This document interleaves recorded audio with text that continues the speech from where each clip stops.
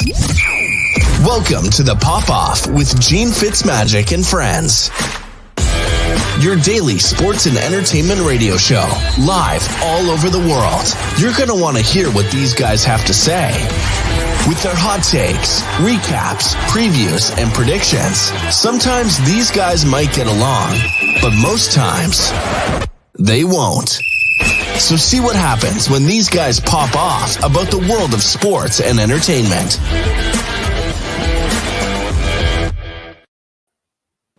Good afternoon, everybody. Good afternoon. Hey, you know what? We actually screwed up. Our producer screwed up. He did not do the 30-second overlay. So there's some people are going to be joining us a little late because they're going to hit commercials. So do me a favor, Patty. Give us this. We're going to do our commercials first because it screws up everybody coming in if there's any ad space. So send us the commercials first, and we'll start the show fresh. Send us to do the commercial break now, so that way nobody.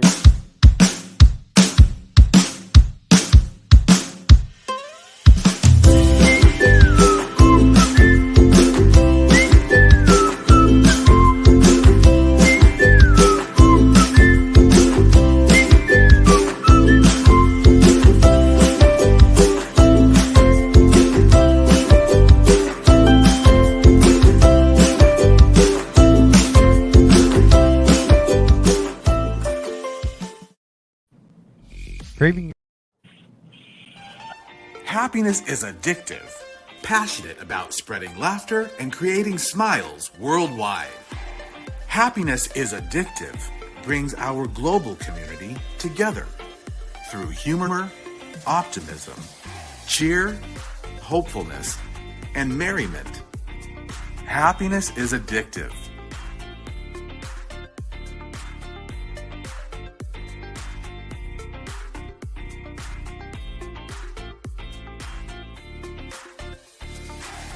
Happiness is addictive.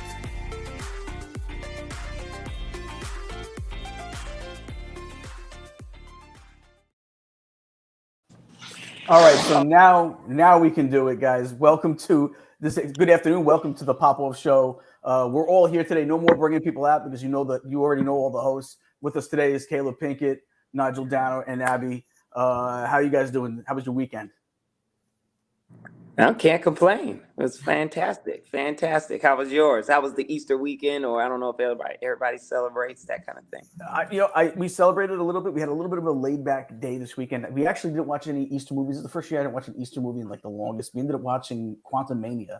So that was our Easter, was watching Quantumania and enjoying that, and had some. We didn't even have like your traditional Easter dinner. We had lasagna rolls, but those are always good as a New York Italian. So but I think I'm coming out with a cold, so I got a little scratchy throat.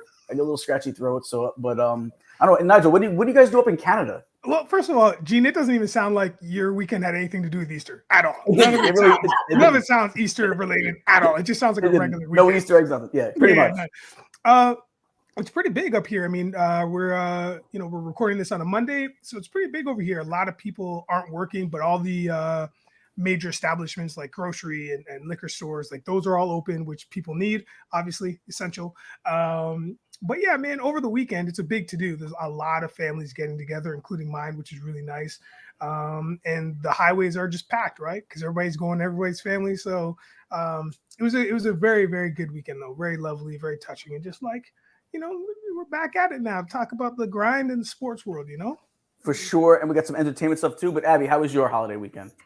Oh, it was good. So I grew up Catholic. So I went to church on Friday. I wasn't about to do Easter Vigil or anything like that.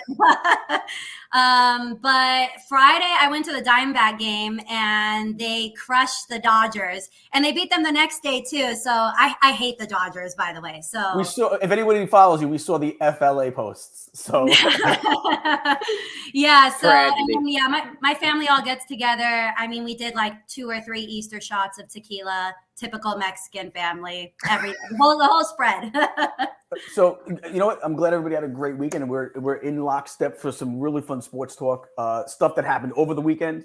We have some UFC stuff to talk about, the Masters, a big weekend for Super Mario Brothers, and then even talking about going to the future. The NFL draft's right around the corner. I know Abby's got a lot of opinions about the NFL draft, and then even the NBA playoff previews. We're going to be doing previews pretty much all week because we got the play-in games, and then we just got the actual games. Nigel, I love the hat, by the way. I didn't get to say, hey, nice hat. So yeah, Nigel thank you, always sir. got the fresh. So yeah, shout out Tell us about to we're talking about Tiger, so I thought, you know what better fitting hat would be a Tiger, literally the third logo for the Detroit Tigers, their swinging Tiger logo, which is now actually retired. So if you get your hands on the swinging Tiger logo, you've got a real gem on your hands, because you can't they're not making any more of them. So ironically, that's not just retired. The real Tiger Woods might be retiring someday very soon too. So you're welcome. very ironic. There we go. Now, you know what, before we get in, we're going to talk a little UFC first, but before we get to UFC, Abby, real quick, because I know this touched us probably. I'm sure you were just as upset. OBJ signing with the Ravens. Oh my God, I shocked by got this? on yesterday on Instagram, like randomly, and I was like, Yeah, I thought it was a joke. Was it for 18 mil? That's what happened. I think they knew he was going to 15 guaranteed. And 18 across 15 guaranteed. You know, he was supposed to beat the Jets, I believe, on Monday. I think it was one of those things where Baltimore was like, we would just better knock him out of the park, give him even what he was rumored to want. Let's just give it to him, and that way he doesn't even meet with the Jets. Because I think firmly, if he wouldn't have gotten that by them yesterday, he was signing with the Jets this morning. I think that was already. I think that was a done deal. I think he was coming to sign with the Jets Monday morning. But you can't fault Baltimore for stepping up. I feel bad that he's going there. It's only 1 year. He's only going to have 1 year of the quarterback over there. I don't think Lamar's going to be there after this year. This maybe gets him to come back for the year and say, you know what, let's try this out with OBJ in the house. But as a Jet fan, I thought it was a done deal. I thought it was going to be a Jet. So did I. And I mean, he was supposed to undergo a physical and I think one other test too. But I mean, they gave the Jets an opportunity. He called them and said, you can match the offer or not. And there was no way JD was going to do that. Absolutely not. I think that's way too much. We were talking about it on Friday. 12. I was around the 10, 12 guaranteed, but the 15 guaranteed and 18 mil, absolutely not. Yeah. So I feel like we kind of dodged a bullet. He wasn't needed. He would have been a great addition, but I'm happy with who we have. It kind of means that we're most likely going to be keeping Corey Davis. Which is basically Corey Davis is just another Lazard. It's the same player. Just one's healthy, one's not. Yeah. Caleb, what do you think this does for Baltimore and for Lamar Jackson? Well, I think it helps with Lamar because he has some help out there as a receiver, another threat. I don't think it fixes everything because I think it got personal and it's emotional now. Lamar feels like they don't see him the way that he sees himself. So I think that's what the major issue is. Is he going to play on this franchise tender? I think now it's more than likely because he does have Odell. There's other people. So they're going to give him $34 million. I think he is going to play. He played last year without a contract, without getting his deal, and he played a full season, right? Not a full, he got hurt, but you know what I mean? He risked his career so I think he's going to play for the 34. I think the Odell helps. Do I think it changes anything as far as the Ravens standing? No, not really, because we don't know exactly the way Odell is going to be. Is he going to be the Odell that we saw in the Super Bowl, or is this other injury is going to start, slowing him down? And Odell's been injured a lot through his career, and he's always bounced back. But I mean, shoot, you can only do that so many times and still be as impactful. He's going to be playing in Baltimore, so it's outside, it's in the elements, there's snow, it's freezing cold, rain. He's not in the dome. No. That changes stuff. So it's going to be interesting to see. It's a great name to add, but I don't know if he's still the same Odell as far as the speed and the explosiveness. He can still catch. His hands aren't going to change, but the ability to start and stop, his skill set, that sort of thing, I don't know if he still has it. Now, he may, and if he does, the Ravens can do something, but if he's not, it's not going to really change anything because you got to be able to stretch the field. You need somebody that can help you stretch the field. That's why the Cowboys went and got Brandon Cooks. It's not because he's so dope. It's because he opens the field. You have to respect the deep threat. So that helps everybody. You know what I mean? So I don't 100%. Know if Odell is going to do that. And the Ravens lost Hollywood Brown last year, and that was their fastest guy outside of Lamar. So, it's just going to be interesting to see. Yeah. I personally think that he would have been better off coming to the Jets because there's more receivers here that teams are going to have to worry about. I think going to Baltimore, he's the guy. So now it's but you said the money. Oh, I agree. I think it's the money. I think he's there 100% because of the money. I think he was coming to New York on Monday to sign. I don't think it was going to be another meeting. I think you already got pictures of Saleh and OBJ hanging out at Phoenix Suns games and stuff. We already seen them hanging out and talking. He was coming to sign. Baltimore gave that last ditch effort to say, listen, take it or leave it. We're going to give you this much money. Will they match it? And I can't blame the Jets for not matching it. I do think we were that one receiver short of having a dominant receiving core. But Nigel, what do you say up there in the Great North? Listen, this is tough for me, guy. This is tough. I'm going to tell you why. As a Pittsburgh Steelers fan, and I will say it time and time again. Yeah, look, Abby, we have to be friends for the next 2 hours. I saw the eye roll. We all saw it. But as a dedicated Pittsburgh Steelers fan, this is tough because, yes, Caleb, you're not wrong, my guy. Who knows how well Beckham Jr. can perform at this moment? Who knows how well he can perform? However, on paper, this does look pretty fierce. I mean, with the addition of Lamar coming back, if he comes back, for me, as soon as I saw this, again, randomly on IG, I was like, that's it. Lamar's back. Done. Because he needs people, man. Like, he's got a decent core. I'd probably give them I don't know, C+, maybe B-. For some reason, they could pull it out last year when they needed to, but then they also were just horrible randomly, right? But that just makes the division, the AFC North, so much more competitive. And again, who knows what kind of offenses Baltimore's going to have and the Steelers are going to have. I know this is more Baltimore conversation, but Steelers going to have, because we got a second-year quarterback now, right?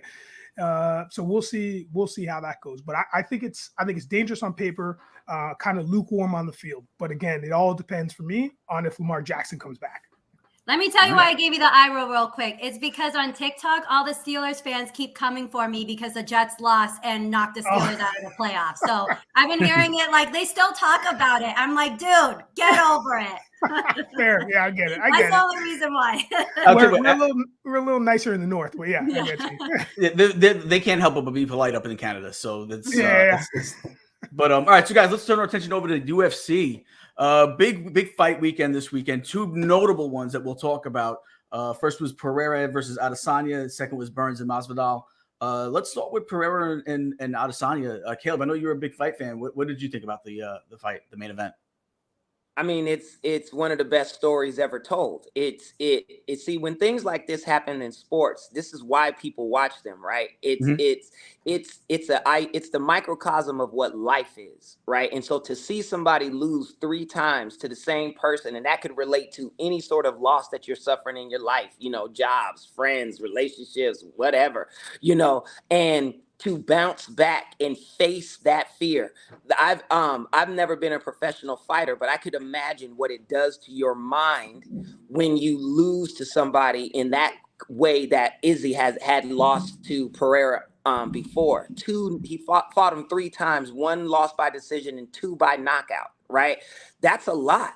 And to come back and stare in the face of that same man and knock him out this time cold it surpasses sports. It becomes spiritual. It's another level of what life is. And so that's when you personify, that's when you deify in a way. It's like Michael Jordan hitting the shots at the time when he needed it, right? Those things make you into something bigger than human because it captures the human story. It's what it means to be alive. So to see Israel do that, right? And then his celebration, I mean, the arrows, and then what he did that's really, really, really sad. He pointed at Alex's son. Alex got like a 10-year-old son, 11-year-old son, and Izzy went like this and then dropped to the ground. And Izzy trolled a kid. And Izzy said the only reason why he did it is because when Pereira knocked Izzy out, the son went like that to Izzy.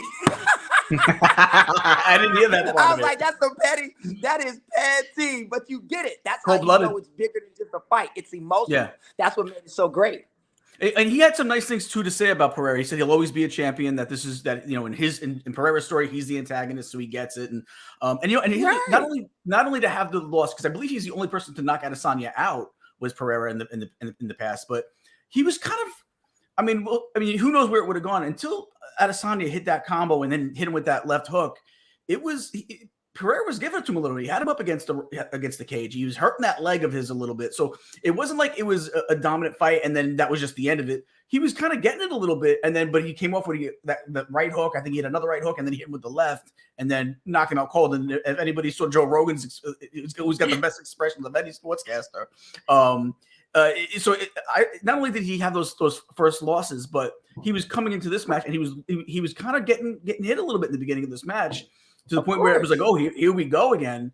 And to see him Exactly. not get in his head, even with the early loss, and then even with the early losing in the fight, to still come out and be able to do it. And I'll tell you what, I love the celebration. I know that celebration too is what Pereira did. I think when he beat him too, was that the bow and arrow thing. I had no problem with it. No. To the victor goes the spoils, man. I think it was great. Adesanya did say he was more of like doing like a rope-a-dope, playing possum a little bit. So that's why it might have looked like he was getting hit on a little early. But to him, he said he was playing possum. Whether that was accurate or that's just fighter talk, we don't know. Pereira's too good to say that it was all that. I think Pereira is very, very good still. But to land the combo that he landed and to not have him get into his head and rent space up in Adesanya's head is, I think, the biggest part of it. But Nigel, what was your take on the fight? Well, I'm not a huge UFC guy. I love it socially, but I did put in the work. I put in the research. There you go. To see what was going on, to prep. And like those two right-handers that Adesanya nailed him with. He got him with one first that kind of like Alice was like, "Whoa, okay." And then the next one just came faster than he could process the first one. Bam, done. And like we're talking about 4 minutes into the second round, and it's a wrap. The excitement and the buzz, like you could hear audibly. It was bananas. And like so for me to watch that and then do a deep dive into Adesanya, it was really great because there's one video with him that he was being interviewed, and about I would say like 2/3 into the interview, he stopped because he saw Alex across the way and told the interviewee, he's like, "I need to stop. I want to say what's up." He goes over and they have a little conversation. Like you can't write that stuff, man. I mean, that is not only is he that competitive, Adesanya, not only is he that competitive, but he's also a straight up gentleman when it comes to this fight and what those two gentlemen have put and left in the ring. And that was the biggest takeaway for me. It's just like, wow, you just destroyed this human being. And then moments later, we're like, yo, man, bless. It wasn't all smoke and mirrors. You know what I mean? And there's also another takeaway from that is like, he apparently always says, and Caleeb, please correct me if I'm wrong, but Adesanya's like, I don't keep score. I just settle them. And I was like, that's right. He had another one goes, "Revenge is sweet." He's like, "So anyone that knows me knows I have a sweet tooth." That was another quote he had after the fight. I thought it was pretty good. Like, I mean, shout out to this guy, man. Nigerian born, like Auckland raised. Like he was phenomenal. He was phenomenal to watch. And last but not least, his nickname, the Last Stylebender. Oh man, you want to talk about anime nerd? I love it. He always references anime in his stuff, always. Like he's big so like great. That. He's big on storytelling. That's all it is storytelling. That's what made it so great. And that's what's huge that's the huge thing about the UFC too, is they got some of these guys that are just great at building up not just the fight itself, not only having great fights, but also building up the fight too and coming out of it. So many of them do such a great job of it. Sometimes it might be a little over the top, but I think in Adesanya's case, I think he's got it like right on. For me in the UFC, it can never be over the top because there's real consequences. No matter what, you got to see him. See, in the WWE, you can say whatever you want. You can do all that. And you get consequences, but it's all character based. You know who's going to win. He didn't know what was going to happen going in that octagon with Alex that night. He didn't know. He knows from 3 previous times he came out losing. That's what he did know. Right? Like, so you can talk as much as you want in the UFC because you got real consequences. You're going to have to see that man, right? Changes everything. So I don't mind it. You know what I mean? Like, I love it because it's like, you gonna learn today. It's going to be one of the two things. You know what I'm saying? So yeah, that's what I love about it. And then, we also had the Masvidal fight, Burns versus Masvidal. Now it sounds like he looks like Jorge's going to finally right off into the sunset. Yeah, it looks like he's going to finally retire and right off into the sunset. I mean, this one to me, it was like Burns. I mean, I know if you look at the stat card, it was pretty. It made it look like it was a pretty fair fight. But I'm going to be honest, man. I thought Burns had his number the whole time. I think watching it, it just felt like Masvidal just wasn't vintage Masvidal. And maybe that's what maybe he knew it too. And maybe even going into this fight knew it, and maybe he didn't. Just realized he just doesn't have it. Caleeb, do you think he really is retiring, or is this just him heated after a loss saying, you know what, maybe that's it? Or do we expect him to maybe try and make a comeback? it's so here's the thing with Jorge. One, he started off fighting in backyards and unsanctioned backyard brawls in Miami, right? So he's been doing this over 20 years. What happens is you get old, and from one fight to another, you can get old, right? Yeah. I think the fight with Kobe Covington took a lot out of him. I think the knockout from Usman took a lot out of him. You lose parts of yourselves in those types of fights, right? And he's older, and to compete with these young cats, and here's the deal. If he continues to fight, he's now only fighting off of his name. You're going to lose every time. These young boys are going to beat you. They're more dedicated. They're not as injured. They haven't been through as many wars. You know what I mean? Burns' real war he just had against Hasman, right? And so it's like that was a real war that he went through. Jorge's been through a few. I think you lose a piece of yourself. I think Jorge knows he can't compete, at least not at the top level anymore.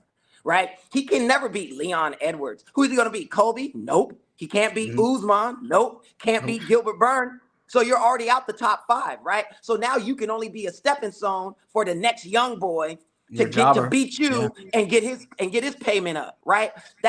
He don't want to do that. So if I was Jorge, I'd stay retired. Will he? Maybe not. It depends on how he saved his money, how he's invested, all of that. Because shoot, Manny Pacquiao is coming back to fight.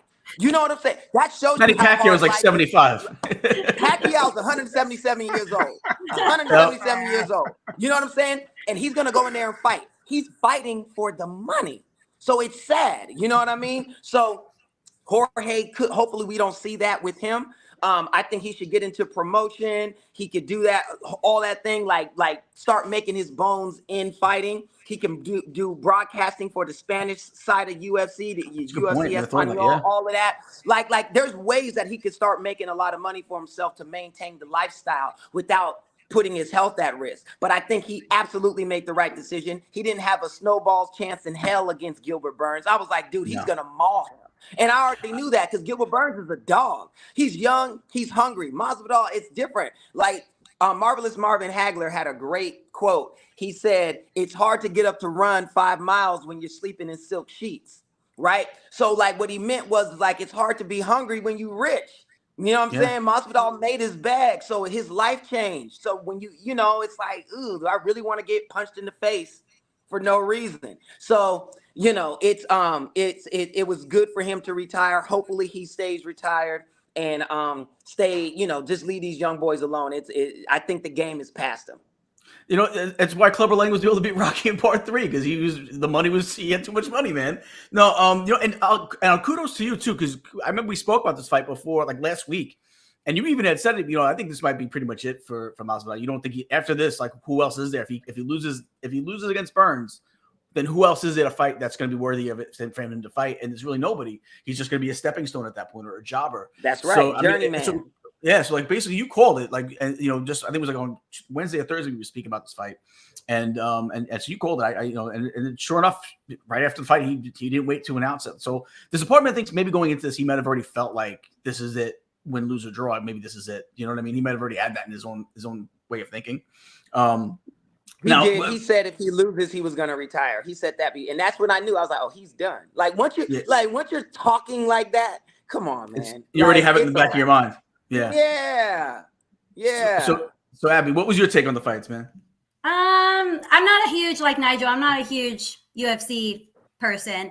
I can tell you a couple things. Like, I mean, it was a good fight. I watched it and it was great. I didn't really realize all of the rivalry behind the main card or whatever. Yeah. And anyway, so I liked Izzy's post-game speech though about, I hope everyone once in their life gets to be this happy. And you can tell, like, obviously he was like kind of being cocky with the arrow after and the falling, but that's just also when he brought it back to that, showed you how humble he is. And I always really appreciate it. And then they hugged after the game and stuff like that. We all know it's all shit talking at the end of the day.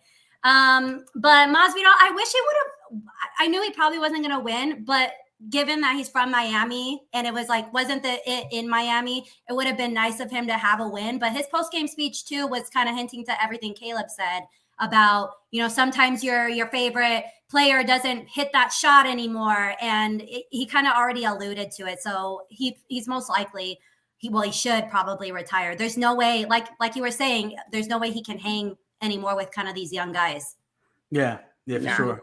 I mean, you see, the one fight takes so much toll on your body, and not only the fight itself, but you forget people train. These guys train for these fights, and that the training takes a toll on your body because it's not just your random working out. The training is a little bit more intense than just working out, so that's going to even take a toll on your body. So, but you know what? Like, happy trails, man. Hopefully, he finds what he's looking for in the next chapter. But and Caleeb, I thought that was a great way to put it too. Maybe he could do the broadcasting. He's good on a microphone, man, at times. So, like, maybe you could do the broadcasting for the UFC Espanol, and that, they could use another name over there, right? So maybe that's where he ends up doing. So I think that could be something we see him. I don't think he's going away. Let me put it that way. I don't think he's going away. I think he'll be around the UFC in some way, shape, or form. I think he's got too much respect from Dana White to just kind of be brushed aside at this point. But yeah, so looking forward to the next big matchup. We'll see who Adesanya. Do we know who Adesanya is looking at next, Caleeb?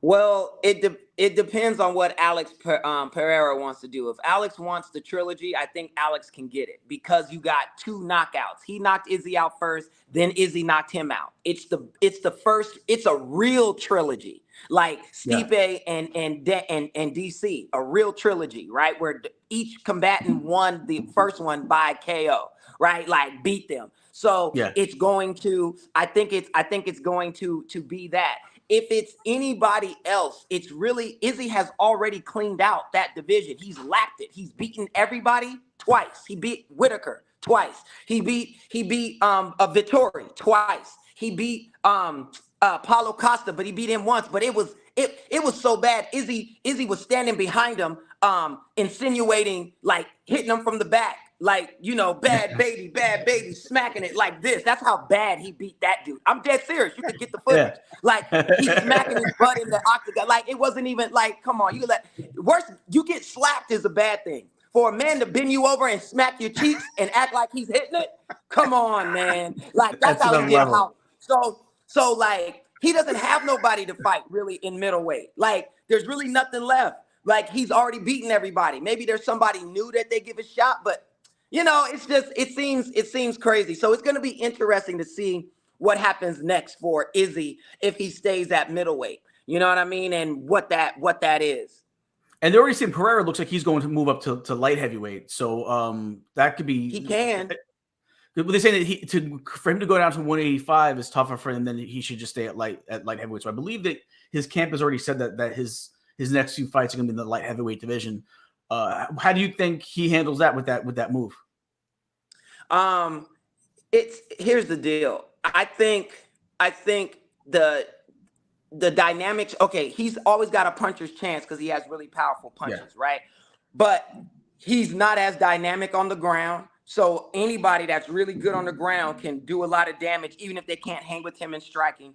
Yeah. Then there's also guys that really can strike, like they're good. So I think he can win, but he's also has a lot of chances to lose in the light heavyweight division as well. The UFC is real. You got real killers there. I think the best thing for Pereira, stay at 185 and take the true trilogy with Izzy, because that's the way that's where he's going to get the biggest bag. It's going to be the biggest promotion. He'll get everything behind it. They have the best story to sell, because now it really will settle it, and you go from there. But it just depends on what he wants. But as far as Izzy goes, he don't really have anybody else really to fight like that you're going to get excited for, because he's already beaten everybody.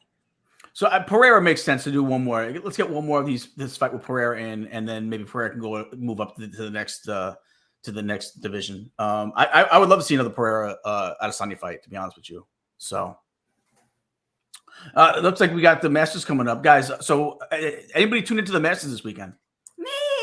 There we go. I played golf in high school. That's what people don't know. So Abby is a golf nerd. Let's start over with Abby. Yeah, and I mean, I didn't watch the whole thing. It's way too long. You know what I mean? But I was definitely paying attention last night. Yesterday was it's always the Sunday is always the day where you got to make sure what's going on. Yeah.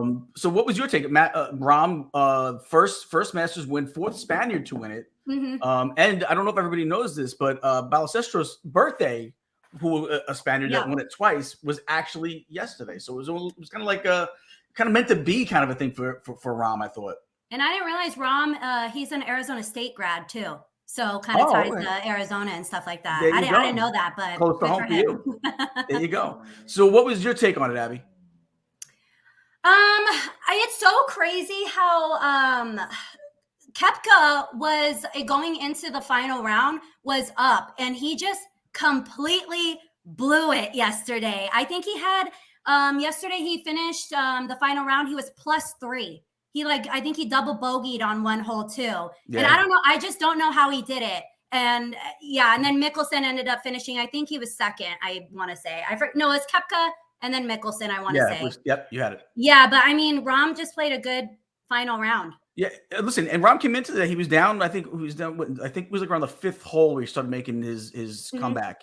And I mean, I know a lot of people were rooting against. You see a lot of the crowd response. A lot of people are against Koepka because of the whole LIV stuff and whatnot. Whether that's a fair assessment to have it, fan pays their ticket. They can cheer for who they want, right? And if that's the reason what they want to not cheer for Brooks Koepka, then that's fine.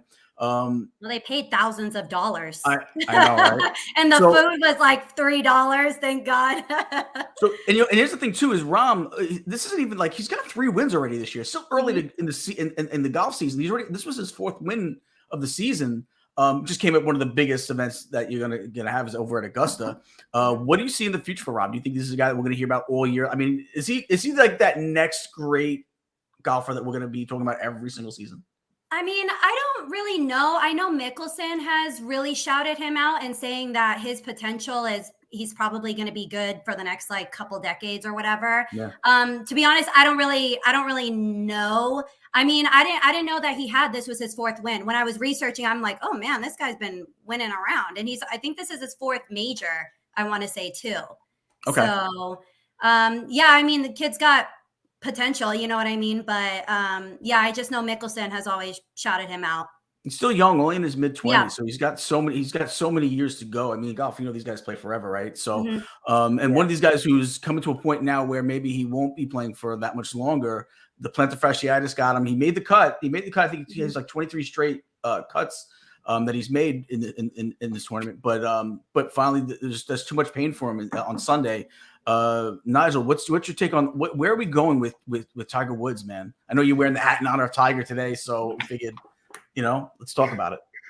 Listen, I feel so bad for my boy. I feel so bad for a brother because it's like in North America, we love a good story. Americans, you guys love a good story, a good comeback story. Especially a good comeback story, yep. It's a massive part of the culture. But when you watch a comeback story like this, one that sees the hero, quote unquote, defeated by the elements, defeated by his past, and defeated when you see it in his face and in his body physically, it's a rough visual. And so yesterday morning when I woke up and I saw a lot of the highlights and stuff and a lot of the footage of him just grimacing to, just grimacing from a shot or whatever, just to his caddy. That's a hard look, man. That's a hard look. The fall from grace was pretty massive. So for me, I feel like he can wrap it up. Bro, you can wrap it up. It's okay. It is literally okay. You've won 15 majors, 82 PGA Tour win. Like, I mean, you're the stats, the accolades. This guy destroyed the early to mid 2000s. Yeah. It's all right, man. You can hang it up. Like it just for me watching that, and that's why I tuned in for some of the weekend was because I just wanted to root for the guy. But I just feel like at this point, you're dropping shots almost every hole in the 3rd round. Just step away from the game, get better, and just hang out. And just like Caleeb said, if you're a veteran of the game, a veteran of the fight, a veteran of whatever the profession is, there's other things for you to do. It's been proven. You're one of the greatest.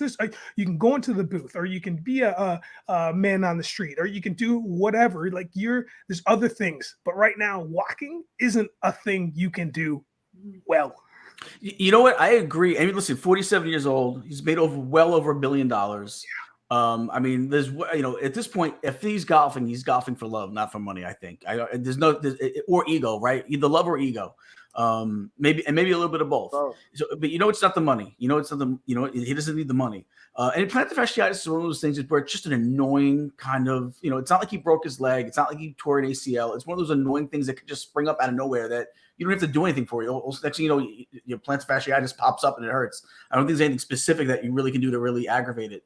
I guess at times you can, but for the most, I've had it before, and I'm not a pro golfer, so it's just a shame to see something like that get him. I was like Nigel. I was really rooting for him. He made the cut, and Did I think he was going to win? No. I thought actually going into it, I thought it was going to be Koepka this weekend. I wasn't thinking Rahm. Not that I was rooting for him, but because I am one of those people that says stay in the PGA. I like the PGA better. But I was rooting. I was rooting. Well, yeah, I was rooting for the Tiger. I didn't think he was going. I thought it was going to be Koepka. But to see it get taken away from him, not even due to him, but because of injury. I mean, it's just sad to see, especially with it being like we're getting to that final run. Do we start to see where now he winds it down and maybe by the end of this year he looks at retiring, Caleb? Yeah, I think. Look, here's the thing with golf. Like he should just pick the tournament he wants to play, because Tiger wants to win one more. He wants to pass Jack. Mm-hmm. That's what he really wants. I think he has to pass. I think he has to win 2 more to pass him. But I think he's one away from the tie. Yeah. He just wants to tie it. So it's like train up for a year, get all the best medical stuff. You can use steroids in golf. They don't check for that. Like do whatever you need to do to heal your leg. And then a lot of athletes do stuff like that outside of the season. That's a little kept secret, but a lot of them do. A lot of NBA players, all that type of shit, use stuff like that. I would say he needs to pick a tournament he wants to play in, get his leg as healthy as possible, and then go do it. And then if he can win it, stop, because the fairy tale ending was what he did in 2018 at the Masters, like winning that, coming back and winning. I mean, with the golf ball with the Nike swoosh hanging on the edge and then fall over into the hole for the win. I mean, dang, it's like you can't write that. Right? It's like a Disney movie. Like he should have ended it then, but he didn't. He wants one more, so it's gonna eat at him. He's a real big competitor. He's gonna have to. So it's like, train up the leg. Don't do nothing. Train on your own. Get the leg ready. Play a practice tournament or do a little something, and then go for the one that you think you have the best shot to win, and then go do it. Like because it's sad to see him playing that way. And it was because of him that all these young boys are playing, right? Like everybody was honored, was Tiger. So it's going to be interesting. I didn't see Rahm coming back to win. That was a big surprise. I felt maybe Mr. Brooks got a little note in his room and not so many words. Maybe you should look to shank one or maybe 2 today. You know what I'm saying? Because his fall off was epic. I mean, he was going through that course like nothing, and then all of a sudden, it's like, oh. it would have been huge for LIV though, right? Because it would have been huge for them. They don't want LIV players to win. They don't want LIV players to win their tournament, right? It's like the way the old NFL was against the AFL. They had to respect them once the AFL won a Super Bowl. Once the Chiefs won, they were like, damn it, right? The Jets. It was the Jets that did it. Oh, that's right. It was. Believe me, I know that. Yes, that's right. But it's like, we got. But it's like, hey, it's hard. You know what I mean? And they don't want that to happen, but it's going to happen eventually. I think eventually. I just think.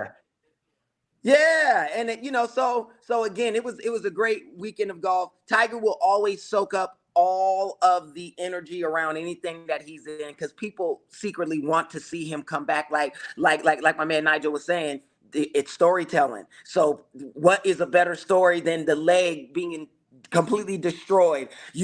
We thought you were dead. You survived. You rehabilitate your leg, and then you win one more major. Come on, man. They'd make a movie just about that part. Just from the accident on, they would make a movie about. Because you already know. You know what I mean? Like if he was to win another major, it becomes a movie.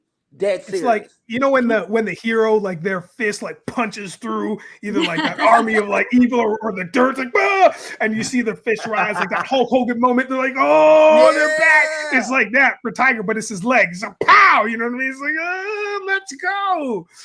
He made it cool. He made golf cool for a whole generation of young fans that wouldn't really have been into golf. Abby, you said you played golf. I played golf. Yeah, I played golf in high school because I made the transition from softball over to golf. So I grew up like my dad took me to the driving range as a kid. So he loves Phil Mickelson. That's why I'll always be big on him. But I mean, I love Tiger, and like everyone's been saying, his comeback story is incredible. And I knew as soon as I saw the weather forecast for this week, I mean, they had a tree fall down at like the 17th hole. Like, and that was actually pretty scary if you see the clip. Like, thank God everyone was kind of flooding out of there. But as soon as I saw what the weather was going to be like, I already knew it was going to be an issue. And watching him limp like that was painful to watch. Like, it hurt my foot watching him do that. So, I mean, but yeah, everyone's saying I would like him to win one more, go for the tie. You know what I mean? And like I said, he actually withdrew from a tournament in February. So if this wasn't the Masters, he would have not been golfing at all. Probably, so take a year off, rehab, do whatever you got to do, and then come back and win one more. I didn't think going into this weekend he was going to win at all. I didn't really think he had a shot, but I'm still secretly rooting for him deep down. It's like everyone wouldn't mind if he won.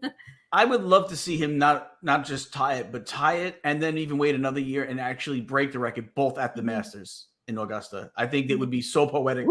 Knowing the history of some of what Augusta stood for before more diversity became part of it, and it being Tiger Woods, someone that changed the game, and he changed golf. I mean, he changed golf. Not only was he for a young generation, but he changed the golf. He, like I said, he made golf cool, man. I would love to see him not only tie the record at Augusta, but then the next year win at Augusta again and beat the record. I think he's still the youngest. He's still the youngest Masters winner, I think, at 21. Yeah. Yes, I think so. Yeah. I think you're right about that. Mm-hmm. So either way, even if he does stick around for a couple more years, just trying to get those last, not doing that many tournaments, just doing the big ones, trying to get those last wins in.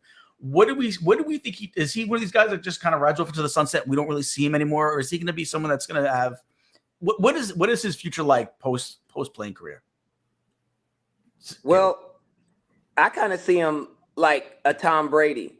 Tom Brady has the biggest sportscasting deal in the history of television, and he's still like, because he wants to play. That's how much of a competitor Tom Brady is. He actually don't want to sit down and talk about it. He wants to do it, right? Yeah. Tiger strikes me as that. Tiger don't strike me as the dude who's going to be up there with the microphone talk. Like, it feels like, nah, man. That's why you don't see Michael Jordan doing that. Like, those guys, they're just like, no, I'm not talking about nothing, because they're going to be angry talking about what these guys are doing out there. Thinking how I could beat him. I mean? You couldn't do it my day kind of thing, right? Yeah. So it's just like, I just feel like Tiger strikes me as like those kind of guys where he might give it a shot, but not him. It's just, I don't see him sportscasting. I don't see him doing none of that. I'd love to see him buy some property, create his own tournament, get some property, design your own course, and then have like a Tiger Woods Master, like a tournament, like a open invitation or something. I'd love to see him get involved with golf still. I don't want to see him walk into the sunset. I think he's such a great ambassador for the game. Listen, does he have some wrinkles that happened to his career, but that was personal life? It shouldn't affect the way he's looked upon on the golf course. I would still love to see him as a part of it. Whether, like I said, getting a plot of land and creating his own golf course, and then having that be a spot for a major tournament somewhere along the line throughout the course of the year. I just don't want to see him completely out of the game and just being the guy that, like, look, Jordan didn't want to leave the game. What did he do? He went out and he couldn't be competitive on the court anymore because of his age. So what he do? He still got to be competitive because now he's building teams. He's going up against other teams. So he's still competitive to an extent. I'd love to see him still say somewhere in the world of golf. And maybe that's how he does it. Maybe he just builds his own golf course and says, now come play in the Tiger Woods Invitational and do something like that. I would love to see that. Mm-hmm. Yeah. Any thoughts, Nige? Yeah, man, I'm with you. I feel like, I'm glad Caleeb brought up Brady, because I was just waiting for my moment to drop the Brady's name, because these guys are of such a different level. Like they're cut from such a different cloth in terms of their competitiveness. Brady's another guy, wins a Super Bowl, decides to come back out of retirement, and he had a garbage year. It's like, bro, you probably should have just left altogether, right? It's like they just don't know when to stop. None of them do. And so they have to fall, again, I use this term, they have to fall from grace before they actually can realize when they should just like dial it back and rein it in. So I really think that in this case, Tiger should just chill. And honestly, bro, like if he does do something like your suggestion, Gene, like Tiger Woods Invitational, sure. But I really like how Jordan has managed himself, and he hasn't really been in the spotlight per se. You see him on the bench, you see him there hanging out and trying to build a team. We know that. But until the last dance, he virtually wasn't around, like until we saw him in the dock, right? And I love that because I know what he was. I know exactly who he was when he played, what he did for the game, what he did for sneakers, what he did for like the lifestyle of basketball, the culture before other people stepped up. I'm okay with Tiger doing that because, Gene, to your point, not only did Tiger change the game and influence a lot of people, he specifically influenced Black people, Black Americans, Black Canadians, Black people around the world that were like, this isn't our game. What is he doing? Oh, I can do that too. Listen, we know this about it can be an expensive sport, but that's the entry. Just to visually see somebody that looks like you playing a sport that seems like it was unattainable. So he's done a lot. So I think if he just puts his face in front of a couple things here and there, still within the golf world, we're good, man. You don't have to do anything else, bro. You're good. And let me say this too, just to clarify too. I think he, by every stretch of the imagination, has earned every single right to just disappear and never do anything. He's earned that right to be able to do that. I'm saying that more in the sense of a selfish fan that just wants to see more. Like, I want to see Tiger. Like, there was early on in his career, like I said, there was adversity at Augusta just because we all know the history of Augusta at one point back in time. Knowing those adversities that he's had to deal with, and kind of like Nigel, you kind of touched on it, there was such a responsibility of him as not just as a golfer and to his family, but to a whole race of people. There was that responsibility that, whether it's fairly or unfairly, he still had. And as a fan, to be fair, yeah, he earned every single right to basically just walk over to the sunset and never have to show his face ever again. He shouldn't even do it. He can do whatever he wants to do. But as a spoiled Tiger Woods fan that's seen so much greatness over the last 20 plus years, I'm not ready to see it end. I want to see it whether it's just seeing him have his own tournament, make it as hard as he can for everybody else to be able to win. I don't care what it is, but I'm just not ready to see him pack it up. And maybe it's my own mortality too. Like, that's just, he's such a big chunk of my life that for him to go, that's like me accepting moving on too. But I definitely would love to see him still be entwined in golf in some way, shape, or form. But let's turn our attention over to some non-sport stuff, some video game and movie stuff. Guys, we talked a little bit about last week, Super Mario Brothers. It was already putting up good numbers going into the weekend, and it only got stronger. It smashed the records. I believe it was. I thought it was just it beat the record for best animated film. Abby, you told us just before it actually beat out for the best video game film with Warcraft. Yeah, like video game adaptation. Yeah. Which is amazing. I mean, Frozen 2, I forget what the numbers that it had, but I think it was like 358 worldwide, and it smashed that. It did 204 US, and then globally it did $377 million. Caleeb, what does this mean for not just for let's talk about the movie business in general. What does this mean for the movie business? Well, it's fantastic. And what it says is, if you make something that people want to see, they're going to come see it. Right? It's not, this movie didn't do well because of COVID and people are still, nobody wanted to go see that. Stop making stuff that don't nobody want to see. You know what I'm saying? Like, that's the thing. And the sad part is you don't know what people want to see. You just try. So the pandering that we do in our business is what the issue is. Like, this has a title. Let's make this a movie. It's like, no, not everybody cares about that. But Super Mario Brothers worked, one, because it's for a family. So that's good. But also it's Super Mario Brothers. It's a beloved story, right? Like, those characters are beloved. But the story itself was really good. You know what I mean? It's simple, but it's about the idea of life with two brothers that see the world in two very different ways, right? The reason why Mario is the hero is because he sees life as a glass half full, and Luigi sees life as a glass half empty. So when you have those different perspectives, your life is going to come out different. Luigi sees the bad in life and is a fear of everything. So when he gets sucked into the pipe, he goes to the Badlands. He personifies the life he believes is true. So he goes to the land that is desolate. Mario believes that there's good in everything, like he can find a way. So when he gets sucked into a pipe, he goes to a beautiful world, right?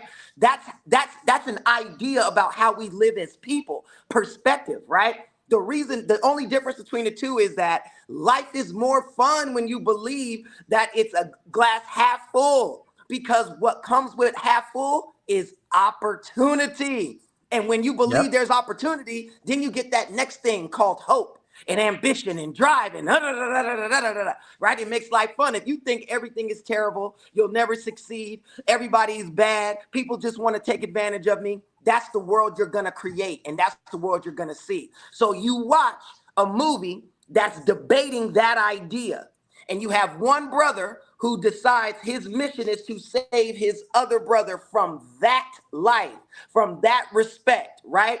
But here's the deal. Each path is wrought with problems. Mario had to train. He had to fight DK. He had to do all of these things to get through. It doesn't mean that life is not going to have its problems or be issues, but when you see it as opportunity, you can always overcome. Luigi succumbed. He was just shaken and scared, and Bowser took him without any issue and not without fighting.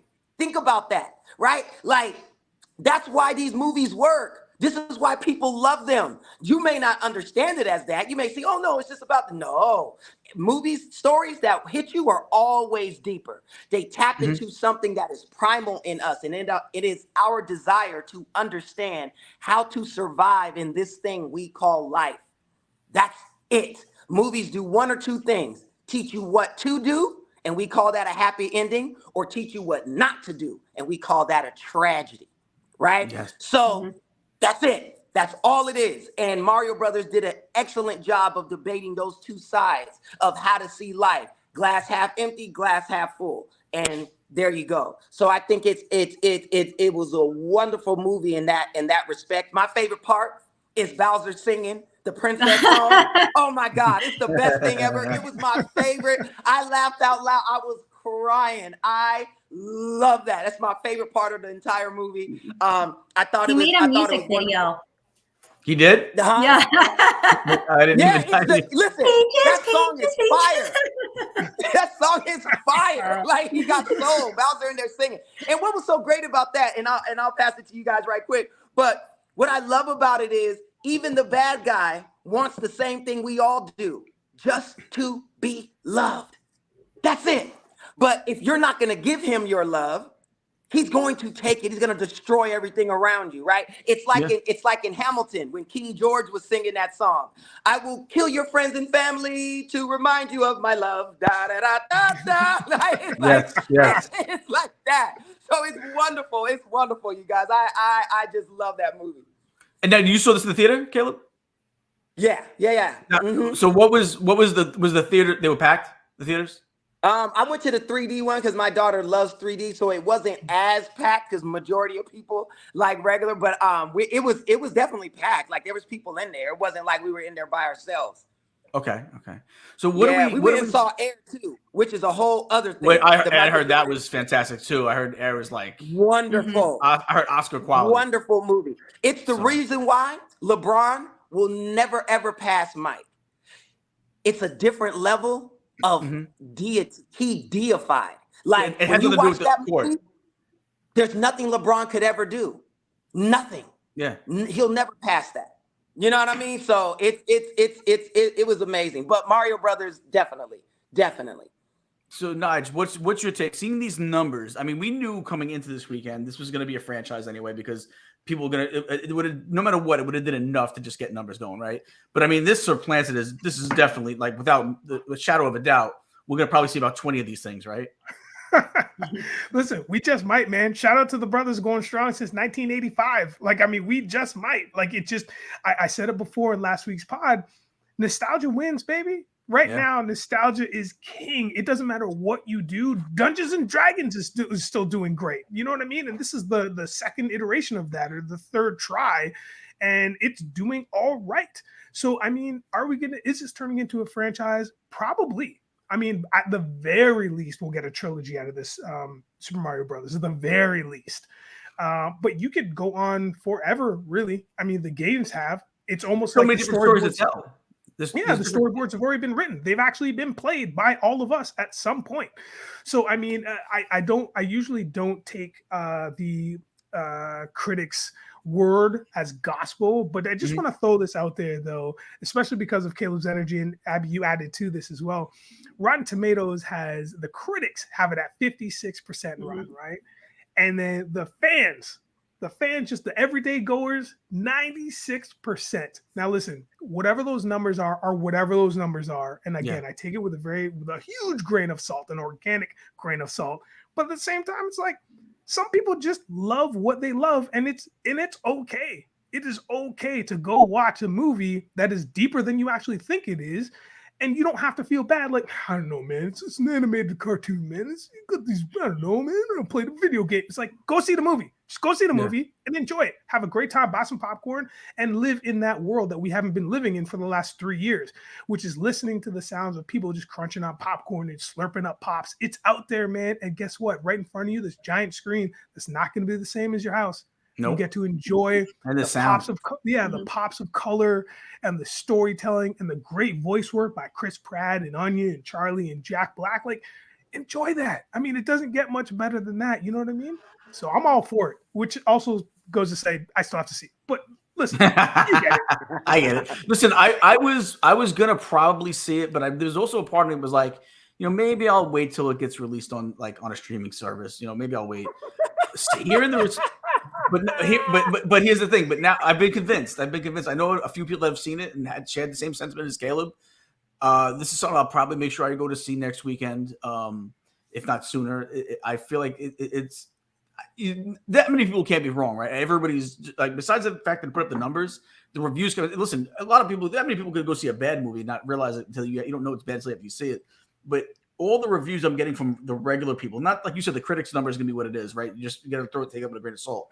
But all the response I'm seeing from everybody that I know that's just regular movie goers, it's out. The reviews are through the roof. So it's nothing. I think I'm going to not wait till streaming anymore. I think I'm going to go see it. Abby, what's your take on the whole thing? So, first of all, my uncle, he saw Air, and as soon as he finished the movie, he was like, "Go see Air." Like, he was like, fantastic movie. Now, my cousin saw Super Mario Brothers. He's a year younger than me. Loved it. And then I was reading on Yahoo News. Okay, so 59% of the audience that went to see this movie this weekend was male. And then 45% were between 18 and 34. And this is according to Yahoo News. That's like my generation. So, Nigel, when you said nostalgia always wins, that literally proves your point. The people that grew up playing the video games, like my generation, went to go see this movie. So, will I see it? I already told you on Friday how I feel about animated films. I told you on Twitter I watched the movie in 1 minute, and it just went. But all this good response to this movie, did it change your mind? Are you saying now maybe I should go see it? Because that's what happened to me. I felt the same way. Yeah, now I'm like, maybe I should see it. I mean, I may. I liked that Peaches song. I watched a whole music video like twice. Yeah. It was a good little. And from what I was reading, it came at like a perfect time in the movie.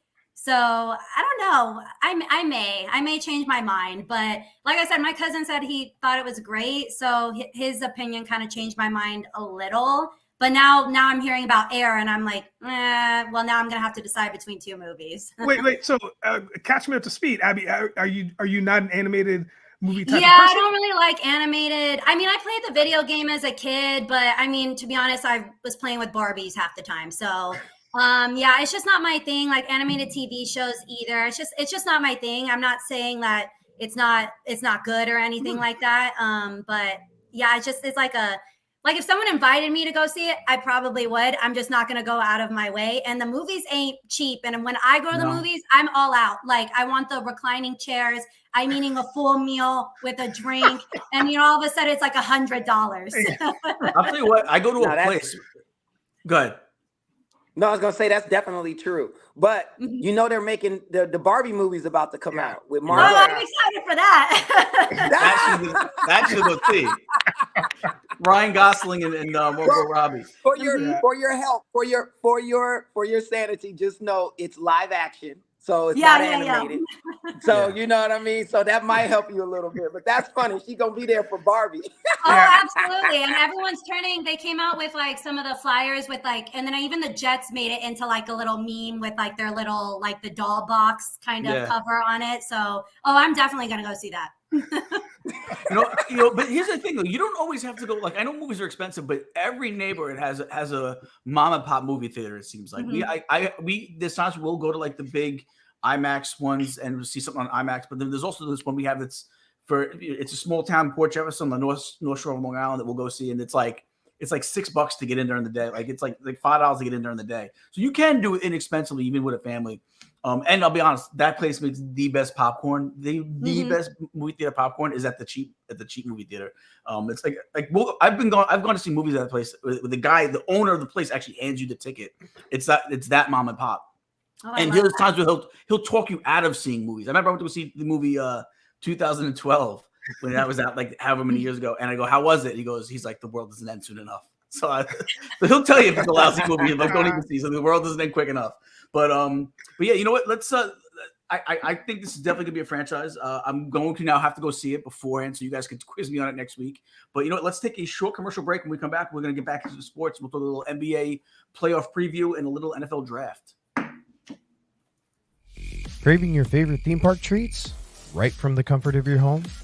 Introducing MainStreetTreat.com. We bring your favorite treats right to your doorstep. Visit MainStreetTreat.com today and go ahead, treat yourself.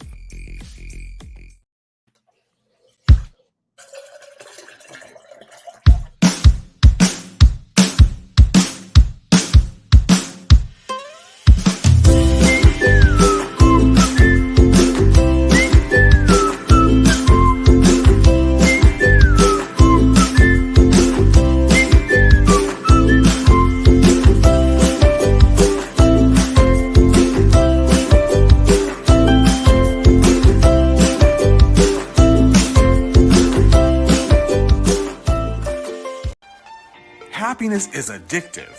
Passionate about spreading laughter and creating smiles worldwide.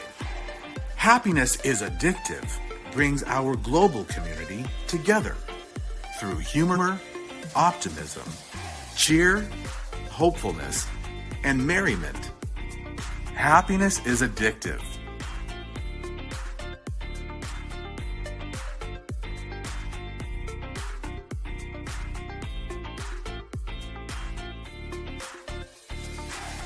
Happiness is addictive.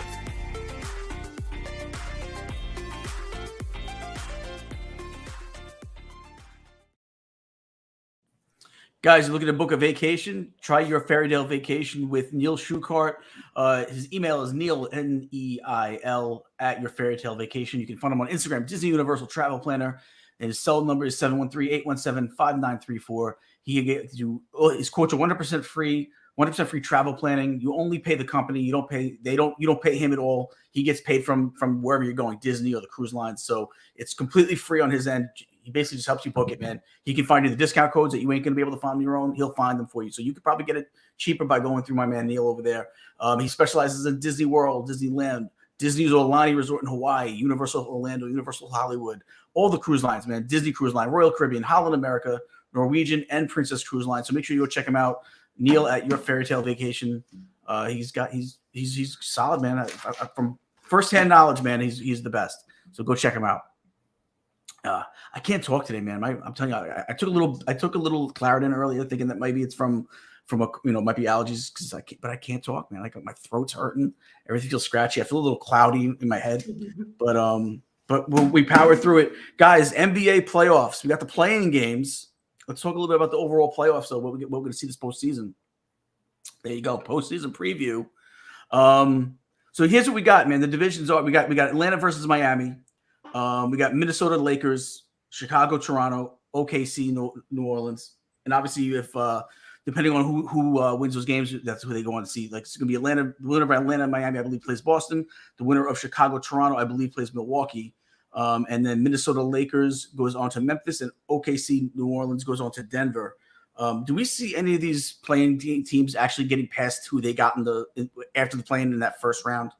Do we see them, Nigel? What do you think? Oh, this is tough, man. I'm gonna talk about my hometown favorites first. So shout out to my Toronto Raptors, the Toronto Raptors. We got Chicago. This is gonna go the long haul. I think this play-in, because both teams match up pretty well. There's a little bit of there's always going to be a little bit of a chip on his shoulder. So DeRozan, he's going to come out flying. I mean, this is old team, man. So he's going to come out with something to prove as per usual. So it's gonna be tough. Once we get past them, I think Milwaukee. I think that'll be a battle too. For some reason, the Raptors, we are so inconsistent this season, and it's like, but when we need to win, we can maybe squeak out a win. But Milwaukee's dangerous, man. They got the best player in the league. There's no doubt. There's no doubt in my mind. So it's its supporting cast is out of control. So I feel like that one's going to be a tough one to come out of. The Miami-Atlanta one, I'm very interested to see how that plays out. I'll probably watch it because I'm very curious to see how that plays out. I have no ties to either of those teams. So we'll see how that goes. LA, New Orleans, I mean, it is what it is. Do we really care about this? Do we really care about these two? I'm going to pass. And Minnesota, OKC, that one's so far removed from my scope of things. It doesn't really matter to me at all. So I think it's second round for me. That's where things are going to get real nice. Or I should say technically round ones, because those are just the play-in tournament. Sorry. So yeah. What do you have as the top first round matchup, Caleb? Oh, in the play-in? Well, after the play-in, depending on who gets in, what's your premier matchup? It will be the Lakers against the Memphis Grizzlies, because without Steven Adams in there, because Steven Adams is out. Yep. Who's going to match up against AD? Now, provided AD doesn't tear his ACL getting off the toilet, the Lakers are the team that you don't want to play, because they're stacked, and AD and LeBron together with health is a problem. And Memphis is weak. They're going in without their mid defenders. So the Lakers could easily beat Memphis. Like, they could beat them. So provided they beat Minnesota, which I think they will, they'll get Memphis. I think they can beat Memphis. I really, really do. Now, the next round after that, no, they're not. I don't think they can do it. But they absolutely can beat Minnesota and beat Memphis without a doubt, because Memphis doesn't have anybody to compete against AD. AD's going to have do what he wants in the middle of the floor. Nobody can really stop him. Nobody matches up against him in that way. And then you don't have an answer for LeBron. And, Ja Morant is exciting, but, his mid-range game isn't that good, and he's outside shooting isn't that great. They have other shooters, but, I think that's a perfect matchup for the Lakers. So I would say that's the one I want to see. I'm also excited to see the Suns and the Clippers, right? Mm-hmm. That's going to be good, because without Paul George, we're going to see how much Kawhi can really lead and pull this team. Now, he's got my boy Westbrook. I love Westbrook. He has the most heart in the game. But like I said, Philip Seymour Hoffman, make it rain, bang, bang, all off the backboard, all everywhere. So it's gonna be interesting to see what happens. So I'm definitely excited about that one. This Warriors Sacramento, that is about to be a matchup. I'm telling you right now, them young boys in Sacktown are not playing. They coming. And Mike Brown is the coach of the year. He's killing it. I'm so happy to see that, brother. And it's going to be something. But again, there's that. And then there's players that can elevate. Steph and Clay at any moment can get streaky and hit 15 3-pointers in 5 minutes. And it's just over. And I'm talking about pulling up from 45 feet. You know what I mean? So it's that, but I'm really excited about that. I think the Miami Atlanta series is going to be good. I think Miami pulls that one out. Toronto and Chicago. Toronto's going to beat them. I'm sorry, I don't think they have a shot against Milwaukee in the next. They're just too powerful, especially if Middleton comes back, and even without Middleton, it's still it's hard. They got enough ton of weapons. Yeah. So it's gonna be good. I enjoy the NBA playoffs. It's one of the best. I think the March Madness is the best. Then the NFL, then NBA. So I'm really excited about the NBA playoffs, and just I really love the play-in tournament. Like I love those one and done sort of stuff. Like I love all that. It creates drama. So I'm excited. The one thing I wish they would do differently is Miami's the play-in game, but they're a division winner. I feel like the division winners shouldn't have to play in the play-in game. I feel like that's something you should get. If you're a division winner, you should get up that you should be moved up to where you don't have to do the play-in game. You should have to go to like the next team that didn't win the division. I think that's the one thing I would say I would do differently with it. But you nailed it with Golden State Sacramento, man. That's the series I'm excited to see the most. Unfortunately, I don't see the Clippers being able to take out the Suns. I feel like it's going to be. I know that I listen. The Suns are four. What are they? A 4 seed, but they are better. They are better than a regular 4 seed. They just got KD added to the mix. They may be as good as a 2 seed. Otherwise, I think they're going to be a lot more dominant than even a 4 seed might normally be. I don't even think that series. And again, I love the Clippers, and shout out to Dominic Lewis, who's here 3 days a week, 2 days a week. He's a big Clipper guy. I just don't see the Clippers being able to withstand the firepower of the Suns. They got the young players, they got the old veterans, and they got it all. I really think that the Suns are going to be really, really tough to beat. I'm also excited to see this Nick Cleveland matchup. The guy that they wanted for like the last 2 years, we all thought it was like who's going to be a Nick no matter what, Donovan Mitchell. That's a series that gets me excited. And I also agree with you with the Lakers-Memphis series. Although I will say this, if you're forcing Ja to not be able to penetrate and pull up and shoot some jumpers, they already lost the game. You know, he needs to be able to penetrate, create fouls, create some mismatches by, kicking it back out. If they keep him from penetrating, he's got to pull up and hit those J's. It's not a strong suit. I think he's getting better in his young career as it's gone on, but he's not there yet where he's consistent enough at that. If he's not able to drive, then they lost that series already. But Abby, over to you. What series are you looking forward to most? You know what? I'm going to be honest. I could care less about any of the playoff games, and the only thing I want to see is the Suns win it all. Like, let's be honest. I could care less about all the other teams. Now, I can tell you for the East, I want another Celtics-Bucks matchup. I really do. Now, looking at the Suns, Denver looks scary, man. Right? Denver is stacked, and obviously I'm a huge Arizona Wildcat fan, and I love Aaron Gordon. He kind of got off to a slow start, and then now that he's with Denver, I mean, he's really picked it up. But, Minnesota, didn't they have all that drama over the weekend with the fight? And then I thought, what's his name, fractured his hand, or am I thinking of the wrong team?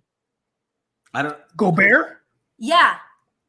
Mm-hmm. I don't know if he fractured his hand. I don't see that. I don't know if he fractured what Jaden McDaniels did because he punched the wall out of frustration. So he's done for the playoffs. And then Gobert, he may be suspended for the next game or so.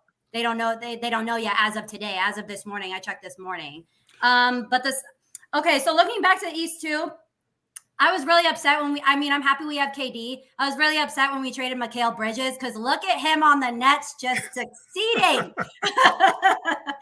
But yeah, honestly, I'm biased. I'm Suns all the way. We haven't had a champion.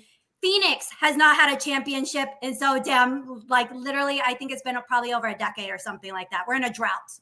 So the Suns are like our last hope because the Cardinals, we'll get into it, obviously, kind of in the later half of the show. The Cardinals are going to be way off, especially after this year. My God. Yeah, they're gonna have some tough sledding. Oh, yeah. To be honest with you, I think the Suns, to me, I'm not going to sit there and say that I think they can win the West, but I think they could easily be in the conference championships. For some reason, I don't know. Maybe it's just I know Denver's been so dominant all year round. I look at Denver and they just don't scare me. I feel like Phoenix is more scary than Denver. I know when healthy. and I know Jokic has been a monster all year. He's been a monster for the last 3 years. There's just something about Denver. Maybe it's because I've seen them lose with great teams so many years in the playoffs, even going back to the Carmelo years. They'd have these great regular seasons and then get into the postseason and then just not be able to put it together. And maybe that's what it is. Maybe I'm just battle tested to seeing that for so many years. There's just something about Denver that I just don't trust them to get into the finals.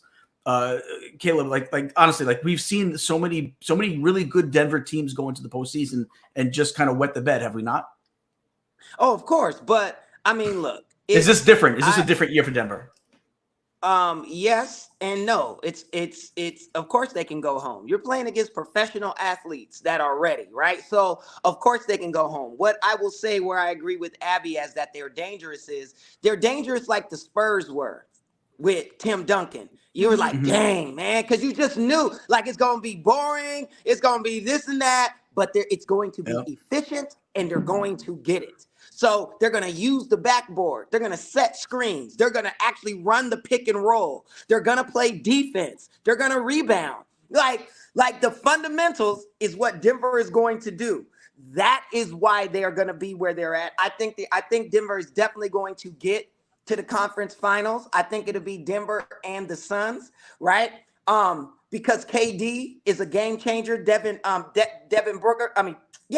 Devin Booker is a fantastic. I think he's a special superstar. That's like the addition of KD. I think will only help create Devin and make him really solidify him as that star because that's what he needs. But Phoenix is dangerous. But I think Jokic and that squad they're just fundamentally sound and they'll be ready. So Ayton will have his work cut out for him against Jokic. And I think who wins the center floor, that center matchup is going to essentially win the series. You know what I mean? It's so I'm excited, but those are my picks to get to the Western Conference Finals. You said you had Phoenix and Denver? Mm-hmm. Yeah. So I think so. I have Suns and Golden State. I think Suns and Golden State if that matchup works out the way the brackets go. Nigel, who do you have coming out of the West? Not coming out of the West, but going to the Western Conference Finals. Who's your two teams? Well, I want to touch on Denver again still. Yeah, go ahead. They had like a 9-game like home or winning streak. Like they've gotten these wicked streaks of wins, and then if you look at their stats, all of a sudden they'd falter and they just take a step back and they lose to Chicago or they lose to San Antonio. You're like, what is happening here, right? So they won their last game, which was against Sacramento. Last game of the regular season, but then they lost 3 games before that: Houston, Phoenix, Utah. So the reason why I'm bringing up these stats is because I wonder what they're going to be like when they're going to be rested and they're going to find out who their next opponent is and what Denver Nuggets team is going to show up then, right? That's what I'm interested, because when you have those kind of win streaks, apart from Golden State, I mean, we haven't seen that many teams that have really been able to put up and shut up like that, to do the work, to go in on the hot streak and keep that hot streak continuing in the last, I would say, decade or so. So that's what I'm really interested in. In terms of like, coming out of the West, I think I'm down for seeing Phoenix. I want to see this Durant thing play out. I want to see some fruition come from that debacle that was the Nets, man. That kind of that blow up. I need to see something happen from that. So I would love to see the Suns do the thing. And Denver, that'd be sick. I mean, but I'm also a Golden State guy. Next to my Raptors, Golden State has been my team from time. I was actually in Golden State when they changed the logo. So I've been so this is just before Curry got there. So I would love to see them come back to the table. And but I don't know if they've got the legs this year. I don't know if they got the legs this year. But man. You know what? When those tried and true winning, those champions, this is the time that they come out to shine, man. This might be the time. Wrong. So yeah, you're not wrong. I don't know what it is. My heart of hearts just says I think their championship run, I think it might have stopped last year. I think they're on the cusp of a rebuild or something. I don't know, man. I would hate to see it be the end of an era, man. As good as they've been for as long as they've been. Curry. I don't want to see it either. I just think it's a time thing. It's a money thing. I just think it's something might shake up, And they had a lot of turmoil at the beginning of the season. So, who knows? Who knows? That's true. Abby, who do you got? There's the 2 teams left in the West. Well, I had Denver against the Suns, obviously. I have the Suns going all the way. It seems like it's a popular choice. All right, so let's bring it over to the East. Who are the top teams in the East? Who are the top two in the Eastern Conference Finals? Okay. Obvious. That's obvious. The Bucks and Celtics. That's it. Nobody trips them up. No. Philly can't get in the mix. I mean, that you can, of course. Anything can happen. That's why you watch. But provided nothing crazy, of course it's those two. That's it. Like nobody should be able to beat Boston or the Bucks in a 7-game series. No, you can win a game, maybe 2. You know what I mean? But you're not going to win 4-3 or 4 like nobody's. I don't see anybody outside of those two beating them in a 7-game series. I'm excited for Celtics Bucks. That's what I want to see. And I want to see Jason Tatum show up because Tatum shrunk when the lights was on last season. He did. He was not the Jason Tatum you were seeing in the earlier part of the season. Agreed. When they were talking about like he was an emerging superstar. He's that, and he's great. But he got to step up when he's needed. He can't shrink. Jaylen Brown steps up more than he does, and you can't have that. So I want to see Tatum step up, but I think it's going to be Celtics Bucks Eastern Conference Finals. I agree with that Tatum take because that's something I've been saying since last year. It's almost like Tatum is Batman and Brown is Robin, but when come postseason time, it's like it switches and now Brown is now Batman and Tatum becomes Robin. Maybe if you want to say the Joker because he is just not the same player when the lights come on, like you said in the postseason. He's just not the same guy. But yeah, I got the same two teams going. Listen, Knicks fan, this is the best year we've had in a long, long time. There's a part of me which is that they could sneak in. We're gonna have enough time trying to get past Cleveland. I think we're one and done in the first round. Yeah, I think we can beat Cleveland. I don't think we get any further than that. But I agree. It's maybe Philly takes someone to a 7th game, but I don't think they go to a 7th game, either of those two teams, until they play each other. And I'll even dare to say that should be like if you were to break it down and take the conferences out of it, that's your finals, man. Those are the two best teams in the league. That's the team that's like whoever wins that is the champion to me. But yeah, I can't see anybody even taking to a 7th game until they play each other, and then that series goes to a 7th game. Nigel, who do you got in the East? Same thing? Yeah, agreed. Yeah, I'm the same thing. I want to make a quick correction with your comic book analogy. I think that Tatum, yeah, sure, he can be Batman, but I do think that Brown ends up becoming Dick Grayson Robin, to be specific, because what happens with Dick Grayson is that he outgrows Bruce Wayne and Batman. He's like, no, man, you know what? I'm doing my own thing. He becomes Nightwing. He moves to a different city. And I didn't even know. Nightwing. So I just think in a tournament setting, I think what's going to happen is Brown is just going to emerge as another fierce adversary. And I'm with everybody here. I think the pick is going to be Boston, Milwaukee. I don't see it going any other way. I mean, I think it would be an adventure to get there with all the teams. I just feel like Philly, I don't know what it is with Philly, man. Embiid is just so volatile. He is a very explosive player. And not only that, his emotions can be his demise. His emotions can take him one way or the other, man. We've seen it before. We've seen him be in really, really high and then really, really low. And once you get him to his low, that guy's barely doing anything. And the beard is like great support, but I want to say great, but I'm not even sure if it's great support because the beard, he can just, Harden can just show up and he'll just kind of be there. He'll get a sneaky 21 in or 26, but I mean, you don't know when he's going to do it or if he's going to do it. He doesn't take over games anymore like he used to. Yeah, I just feel like Philly's just so inconsistent. The hype is more than they actually will be when they show up for the game. So again, by that right, I think it's going to be Milwaukee, Boston. And I think it's going to be absolutely fantastic based on what we saw last year. The problem with Philly is they've never lived up to the hype, even since back when they was just trust the process days, right? They've never been able to really live up to the hype because they would. We all know they were tanking for so many years trying to get these number 1 picks, and it just never really panned out. So I feel like they've never really played up to their full potential. And we might see some, if they don't get into that Eastern Conference Finals, which they don't really deserve to be in that this year, but if they don't, you might see some changes come to that roster. They've already moved on from Ben Simmons. I think you got to make a decision on Harden at that point. The only one that I could sit there and say I think he's there for the long haul is Embiid because he's just such rare, unique things that nobody his size can typically do. I mean, for the longest time, we were talking about the center was like a dead position, And players like him brought it back to where now it can be that dominant position it was in the 80s and early 90s. It's kind of bringing it back, and he's a good reason for it. They got some nice role players over there. They have Maxey. I like Maxey over there, but they're just not a deep enough roster compared to these other guys, man. Not Baltimore, Milwaukee. Milwaukee is stacked from like 1 to 8. You know, that might be the best 1 to 8 in the league, and Boston's not far behind that. But Abby, who do you got in your Eastern Conference? Same thing or no? Yeah. Surprise us? Yeah, two of the best teams in the league. I was looking at him like, meh. You want to make I hear you say, because you want to look at it, you want to make a case for somebody just to be a little different, but you're like, there's just, I could either be different and an idiot, or I could just be the same as everybody else and be right. And you got to be the same as everybody else because it's so. Those teams have been too dominant. So blatant. And right. It's so blatant dominant all year. I mean, I know Philly snuck a game against Boston in Philly about a week or two ago. But you know what? That was also without Jaylen Brown playing the game. They lost 3 games out of the 4 to Boston to begin with, and they had to win that one last one at the end. Great game, one of my favorite games of the whole year. It came down to the last minute. But yeah, there's no comparison. So let's break it down now. Who's the representative of the two teams of the two conferences? Who do we got in the finals? Okay, let's start with you.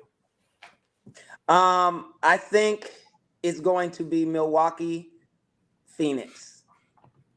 Okay, and what do you think? How that ends out? How does that shake out for you? I think Giannis wins another one. I think the Bucks, because now it comes down to team chemistry. KD's just barely gotten there. They haven't even, you know what I mean? And he's been injured. He was out for like 3 weeks. You know what I mean? Like you have to have a chemistry with your team when it's like these sorts of games and things, because you make adjustments, you start to understand. The Suns are missing what both Boston and Milwaukee have. It's just knowing each other and the flow of the game and knowing what to do and just that synergy. That's what I think is going to hold Phoenix back when it comes down to competing for the actual chip itself. You know what I mean? Is the lack of team chemistry and playing together. So I think Giannis would win yet again. But, I'm a big KD fan. He's my favorite player in the league. I love watching KD play. I just think he's amazing. So I know they're going to do good, but I don't see them beating Milwaukee in a 7-game series. That's going to be very difficult, I think. So I would have those two, and I think Milwaukee wins. I agree with you with the Phoenix thing. I think they're just good enough to get to that Final Four.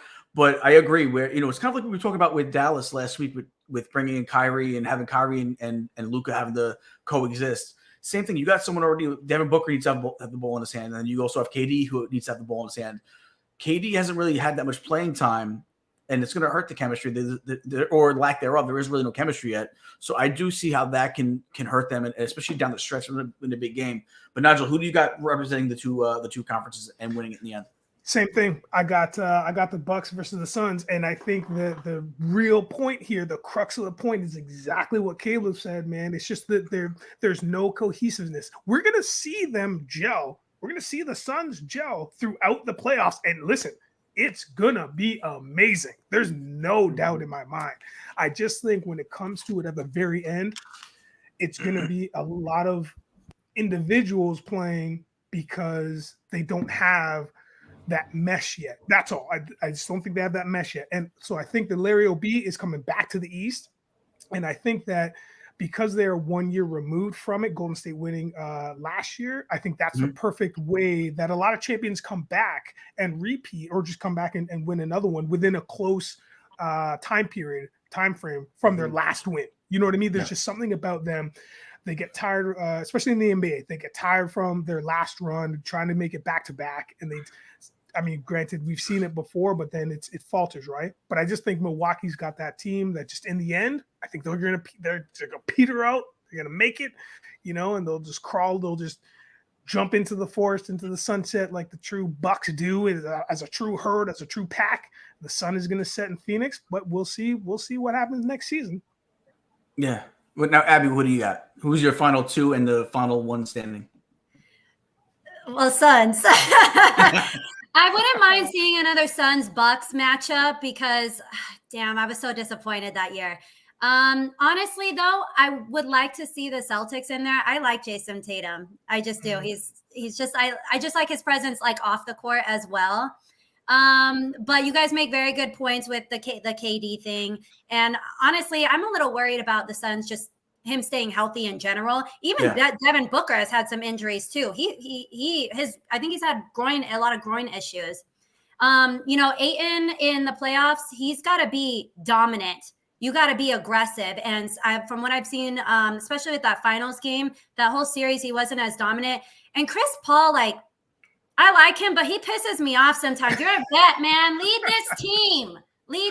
And in the playoffs, his stats were just disappointing the entire time. Well, obviously, this was 2 years ago, but you got to step it up, man. If I'm correct, he doesn't have a ring, probably for this reason. No.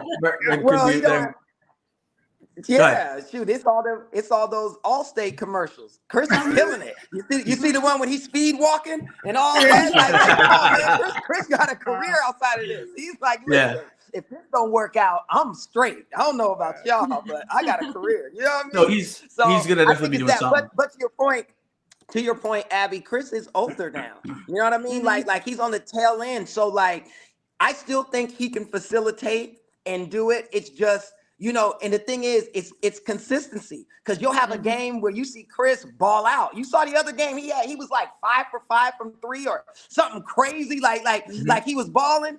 And then he'll have another game where you're like, where is he? So I think in the playoffs is even harder because it's back-to-back games, a day in between, travel, all of that. And it's so it's going to be interesting, which is why, again, I give Milwaukee the edge, because they're younger. You know what I mean? And it's Chris has a lot more, but I'm personally rooting for Chris. I would love to see the Suns beat Milwaukee. I just don't think that they will, but I would love to see that for Chris, because I think I would love to see him get one ring. You know what I mean? Because I'm a big fan of Chris Paul. We both have the same initials. He's cool. We're roughly the same height. You know what I mean? So no, serious, because I'm 5'11". He's 6 foot. He might be 6'1", but he's no taller than that.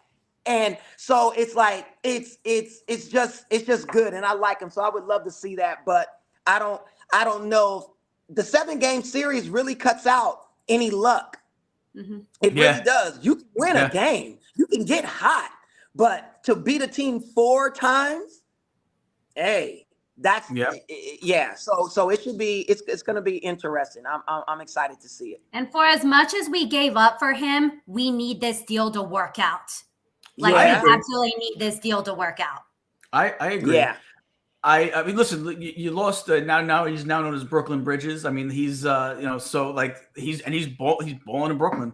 But you had to give up something really good to be able to bring on that. Oh yeah. This is the time. I think we were talking about it on Friday with Aaron Rodgers. Cash in now. Now is the time. You cannot wait any longer. Like I said, Phoenix has been in a drought too, just with across all 3 sports. But the Suns have never won. So now no, they've come close a few times. I mean, the Barkley era, they had come close against. I thought it was gonna be my Knicks, and the Bulls beat us, and I don't even want to relive those moments, but it's some rough 90s years, man. Some rough 90s years. But yeah, so I'm gonna go with a maybe an unpopular opinion. I am just not sold that Golden State won't turn it on like that in the playoffs and make a run. There's just something about Golden State that I love, and maybe I'm just thinking with my heart more than I am my brain. Maybe that's what it is.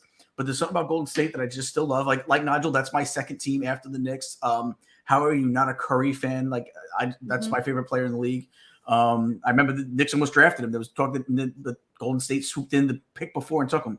But yeah, I just there's just something that I think that they're going to be able to just get through it and win. It's because you've seen it. That's because you've seen them do it. So that's all that is. That's not crazy. That's from past history. Yeah. I just think it's caught up with them. I don't know if they can do it. And teams before Golden State was blowing everybody out with this 3-point shot. Now Embiid shoots threes now, right? Yeah. The league has been transformed, right? I grew up when you played basketball. If you were as tall as Embiid and you took a 3, you're big. Yeah. Just sit down. No, I'm dead serious. No, you're right. Like Golden State, they completely changed the game. But I think teams have caught up with that. And they're older. And they got injuries, right? And their defense is not as strong as it once was. Getting Wiggins back is going to be huge. Yeah. But is he mentally there, right? If he had to take months off for family issues, tragedy. That means he's not paying attention. There could just be other things going on. Yeah. So I agree with you on paper. Golden State 1,000% could make a run in the same way the Lakers could make a run. Golden State more because they have more firepower. But I don't think the Golden State has that same defense when they had Green and Iguodala and all of those guys out there, prime, and Livingston shutting it down, right? I just think it's different. Jordan Poole doesn't play defense like Livingston did.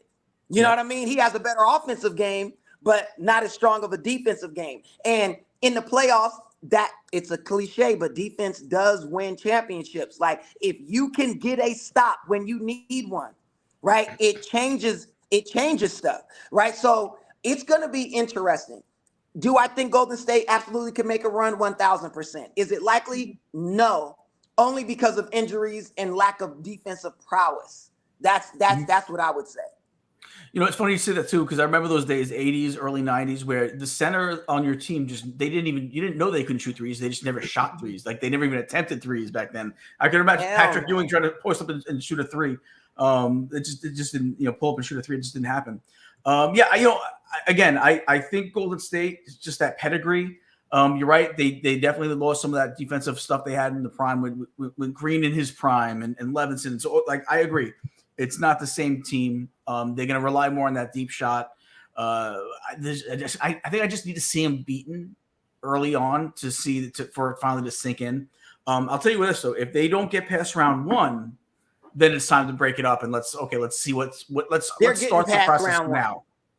So I think they would get past round Sacramento. one. I think Sacramento's just too young. I think Golden State too wily of a veteran squad. I think Sacramento's too young. I think they're really good. I think they're a year away from really competing, though. I think they need to see what the playoffs are like in order to be, And Gary Payton Jr., he's dope. He plays good defense. Like he and Wiggins are the defensive standpost. The defensive standpost for them. And with Draymond just got heart. You know what I mean? Yeah. It's like so he's gonna be there, but those three are their backbone when it comes to defense. So we shall see. But I'm telling you, if they can't stop Steph, like knock him off his game, it's gonna be a problem. Because once he starts going, and if Clay goes, you can hang it up. And now, having said that, I got Milwaukee representing the East, and I have Milwaukee winning the whole thing. I think Milwaukee does beat Green Bay, Golden State. So I do have Milwaukee kind of pretty much winning the whole thing at the end. So let's get into talk a little draft, an NFL draft. We're gonna talk about the NFL draft process. The quarterbacks coming out. Got some good ones, man. But you know what? It's you know how it always is, man. You always we thought a couple of years ago that we had a great draft quarterback group, and it left a lot to be desired. Let's start with Abby. Abby, who do you have as the main guy out of this group, and where do you think some of these guys end up? Wait, are you talking about you throwing a little shade at Zach Wilson's class? I'm definitely showing. I'm not even just throwing shade. I'm just straight up saying Zach Wilson's class. Yeah, there's one guy. Trevor Lawrence was not good. I mean, Mac Jones has been, but Fields has shown a potential where he. He's coming into his own. I feel like. Mm-hmm. He reminds me of. He has some tendencies that remind me of Lamar Jackson. But and the draft before that we all thought was going to be the great quarterback draft was the Sam Darnold draft, which also two guys came out of that, Lamar Jackson and Josh Allen, and it was the two guys that I think people expected the least from, and they were the ones that are shining right now. But out of this year's group, do we think this is going to be? First of all, do we think this is a dynamic group? Second of all, where do you think who's your guy out of this group? They got some interesting names in here. Obviously, 1 and 2, because you have Panthers at number 1, first pick, and then Texans. I think they're both going QB. Texans have 2 picks in the first round, so one of them is definitely going to be a QB. Mm-hmm. Honestly, I hate to be this type of person too. I don't like Ohio State quarterbacks, and rest in peace to one of them who, Dwayne Haskins, rest in peace, but bless his soul, taken too young. But I mean, for me, the choice is easy. You're going with Bryce Young. The success of Alabama quarterbacks in the NFL, you cannot beat. Look how many you have now. Hurts, Tua, even Mac Jones is a starter. He may not be great, but he's a starter. And the only thing that worries me about Bryce Young, honestly, Heisman Trophy winner, obviously, but his height has been a little bit of an issue, 5'10". That's not the smallest. What is he? Is Kyler Murray 5'10"? About the same height? I think he's around like that. Yeah. On paper, and Kyler Baker. Murray, yeah, and I mean, Kyler Murray's not a bad quarterback. He can be dynamic when that's a whole other issue, because I don't even think he's going to be ready before half the season. But I think you're going Bryce Young, and then CJ Stroud is going to go to most likely the Texans. What's your long-term thought process with Bryce Young? Is he going to be Russell Wilson circa Seattle, or is he going to be like Baker Mayfield in Cleveland? Like, he's obviously a short guy, right? So he's going to have a certain kind of game that he's going to have to stick to, not, just because of his physical capabilities. Mm-hmm. Where do you have him going? Which do you think he's more likely to be? That I don't know. I mean, his stats this year are from this past season are fairly good. I mean, 64.5% completion rate, only 5 interceptions. Yeah. And then he threw for just over 3,300 yards.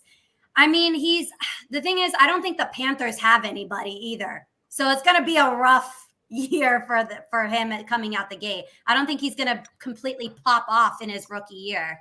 To be honest, I don't really think any of them are, if I'm being quite honest. The one who's kind of interesting is Anthony Richardson.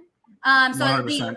And then I actually, Levis is kind of interesting too. And Nigel, he reminds me of Kenny Pickett a little bit. Yeah, he may be a little better with his arm and his throwing, but yeah, honestly, he's got a cannon.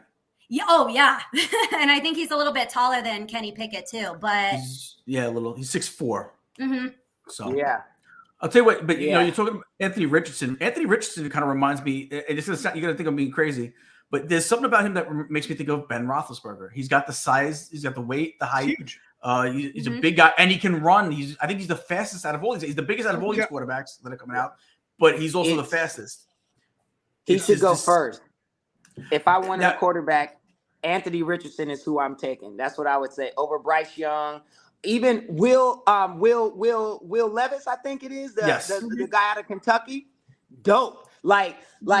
Because the NFL, you need guys that can, and I would say Richardson is closer to like a Cam Newton to me, right? Mm-hmm. A prime Cam Newton. Big, can throw and can run and can hurt you if he lowers his shoulder, right? You saw what Josh Allen did to homeboy in the game. I forgot they were playing somebody. Josh Allen lowered the shoulder on one of them cornerbacks and flew him off. Those guys that are big like that, it's like you don't want none. It's going to be, it's going to hurt to make that tackle. But I think Richardson has the arm. I think he's big enough, because the knock against Bryce Young, and it's the same thing with Kyler. I'm a big Kyler Murray fan. I love watching him play. But in order for him to be effective, like Doug Flutie, he has to move out of the pocket. Yep. Why?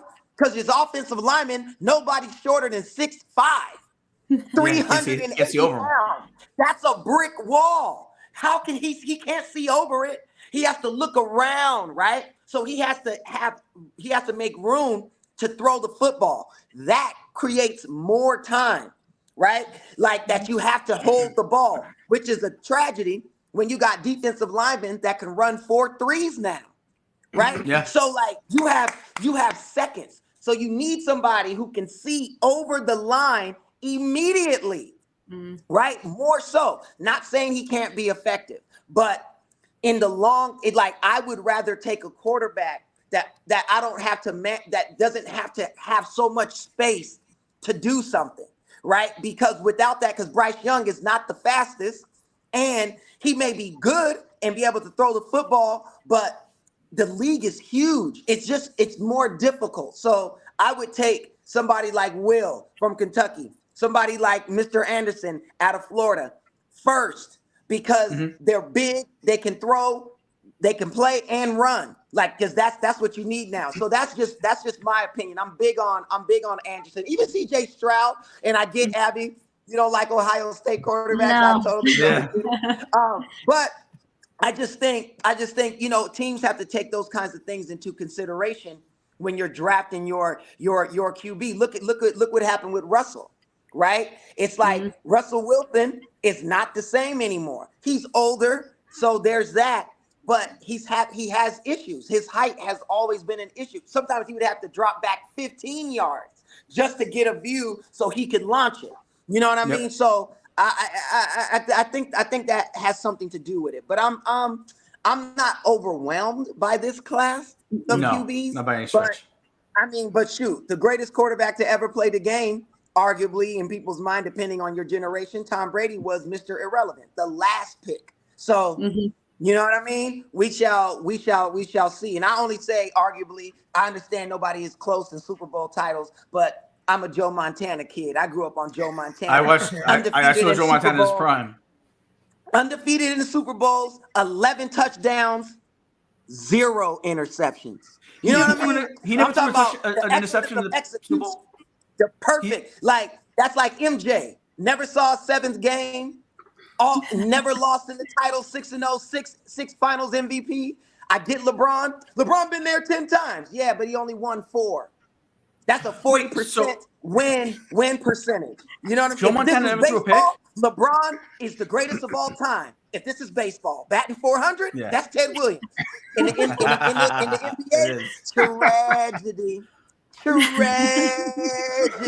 You know what I mean? So it's gonna be it's interesting. I'm definitely excited to see what comes out of it. But again, I'm one of those guys. I'm more like, listen, I got to see what you do when it comes down to it. And there's that. So it's gonna be interesting in this class. Hopefully, Mr. Anderson can do something because that's who I'm picking, and I would pick. So you talking about Richardson? You mean Richardson, right? Huh? You mean Richardson, right? I think Richardson. I would take him first. I would take him over all of them, and then Will Levis out of Kentucky. I think, and we're gonna get to Nigel in 1 second, but just real quick, that's a great stat. I didn't know he didn't. I know how great he's been in the Super Bowl. Joe Montana not throwing a pick in the Super Bowl. I didn't even know that. So that's a great stat. No, he never threw a pick. You know what I mean? Never. I didn't even realize. I knew he was phenomenal in the Super Bowl history. I didn't know he never even threw a pick. That's pretty amazing. Never threw a pick. You can Google. You can use the Google. I think what we're seeing here with these guys, I think in a normal year with some really decent quarterbacks, I think all these guys are 2nd-round picks. I'm going to be honest. Now they're not going to be 2nd-round picks because people just need to. Sometimes you just need to reach for a quarterback, right? You need a quarterback, you go.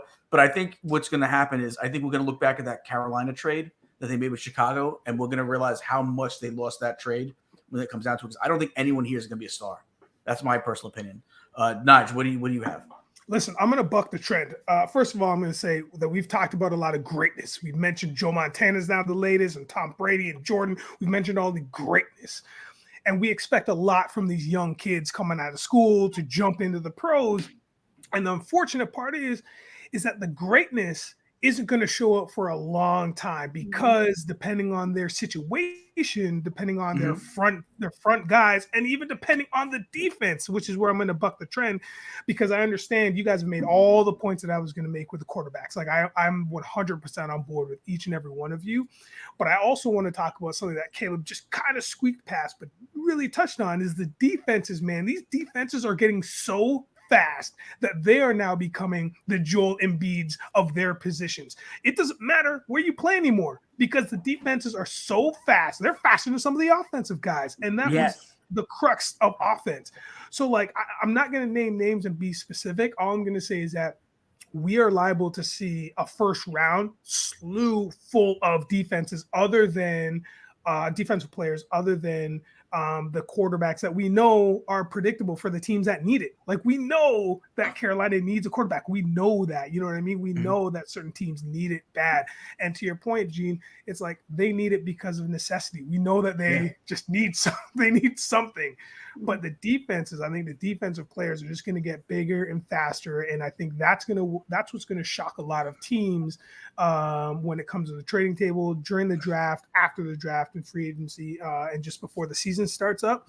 And I think that's going to be the difference between who is now going to make a real splash come the regular season. That's just, again, I know it's very broad and open-ended, but I think you guys covered the QB stuff, but the defenses, look out. Some of these players are nasty, man. Nasty. Mm-hmm. Yeah, I agree. I love Branch out of Alabama. I think he's going to be an absolute stud. They're going to move him over to safety. He's going to be a stud.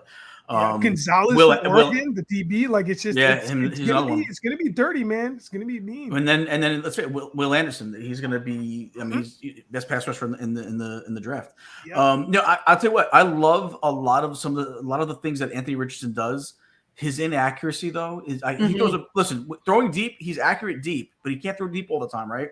His middle game accuracy is so bad to me. It's again. Other than that, he would be the guy I'd go for. Strong, maybe the strongest arm out of them all. The running threat that he is for the size he is. And Caleb, you nailed it. He's definitely Cam Newton. He's maybe even Cam was probably, I think, faster than him, but I think he might be a little bigger than Cam. What was Cam, like 6'4", 6'3"? Yeah, remember 6'3", 6'4", and this guy's like 6'4", 6'5". So, but Cam, I didn't even think Cam before. When I was thinking about who he reminds me of, I was thinking Josh Allen and Roethlisberger. Cam just wasn't in my mind. I wasn't even thinking about it. But as mobile as he is, he doesn't get sacked, A, because he's big, and B, because not just because he's big, but because of how mobile he is.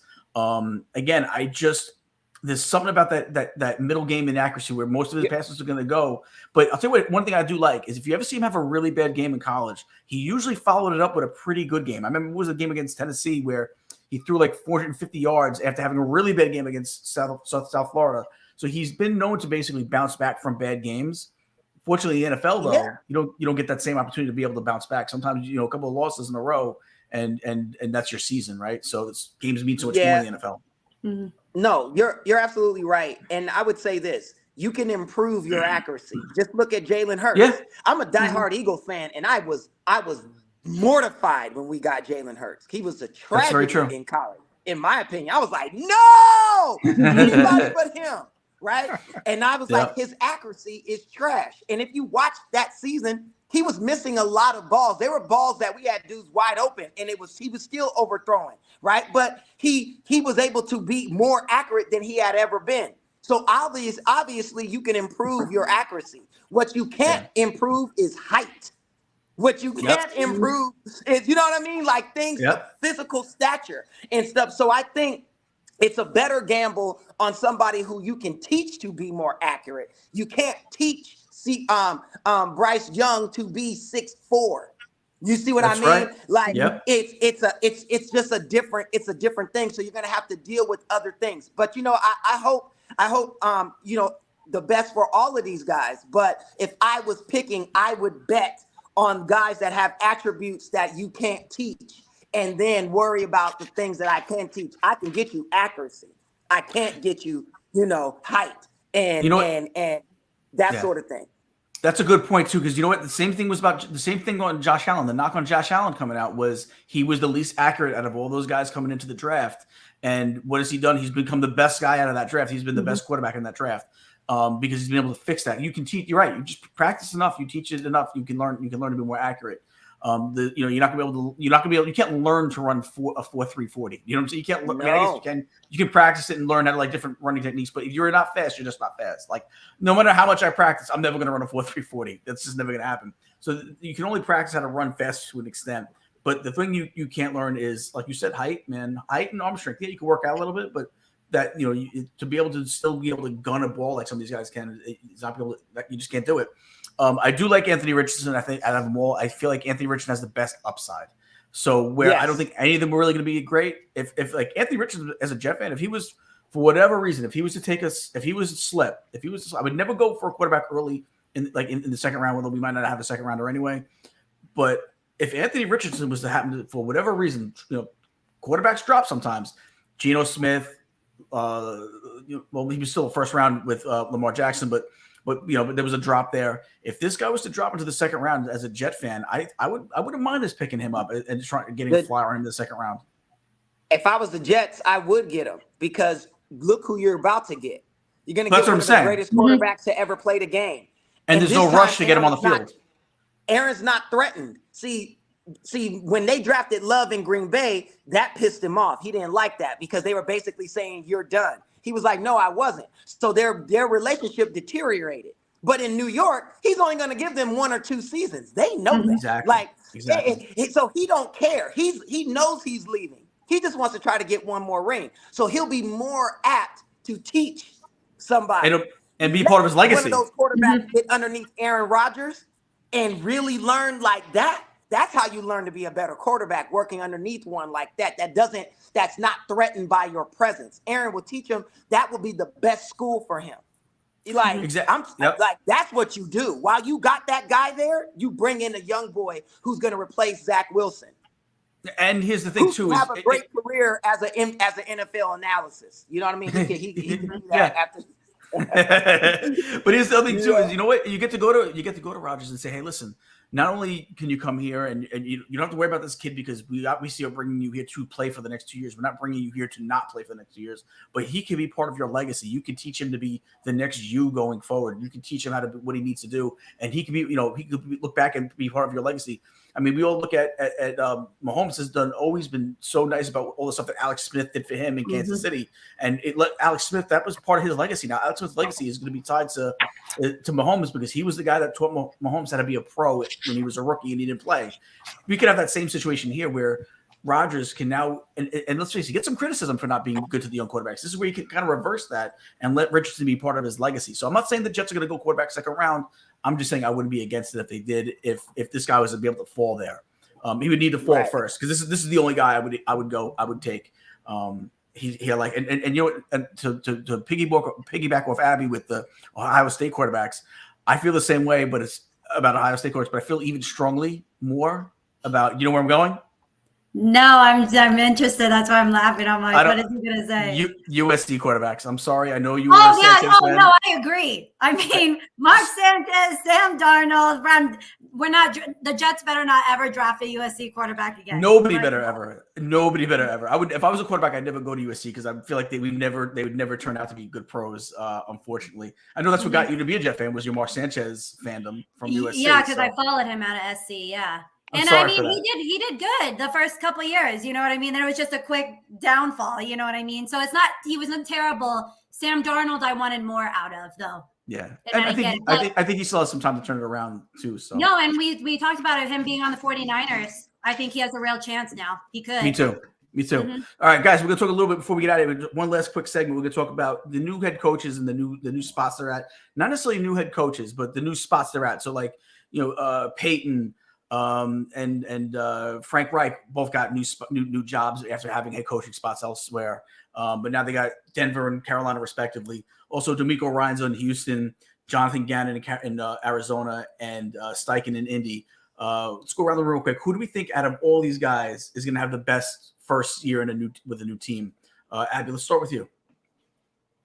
I feel like, Arizona Cardinals, I don't know why they picked Gannon. I really don't. A lot of people were pissed. And even I was reading CJ Gardner Johnson. He's now with the Lions, but he had a tweet about how they just blew it because he was offensive. Was he offensive coordinator? Defensive coordinator. Defensive. Sorry, yeah. And how they completely blew it in the Super Bowl or whatever.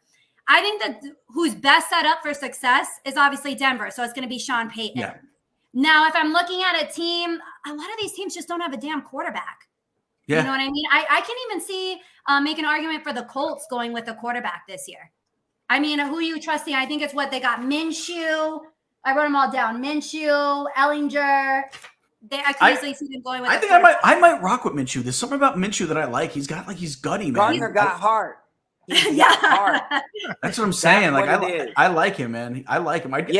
I would give him a shot before I brought somebody else in. I'd say, you know what? This is your team. This is your chance. No. I'm definitely bringing somebody in. I'm definitely. Well, not drafting though. I wouldn't draft another guy. He's got heart, and I agree with the Sean Payton of it. But and of course, but he's in a way harder competitive division.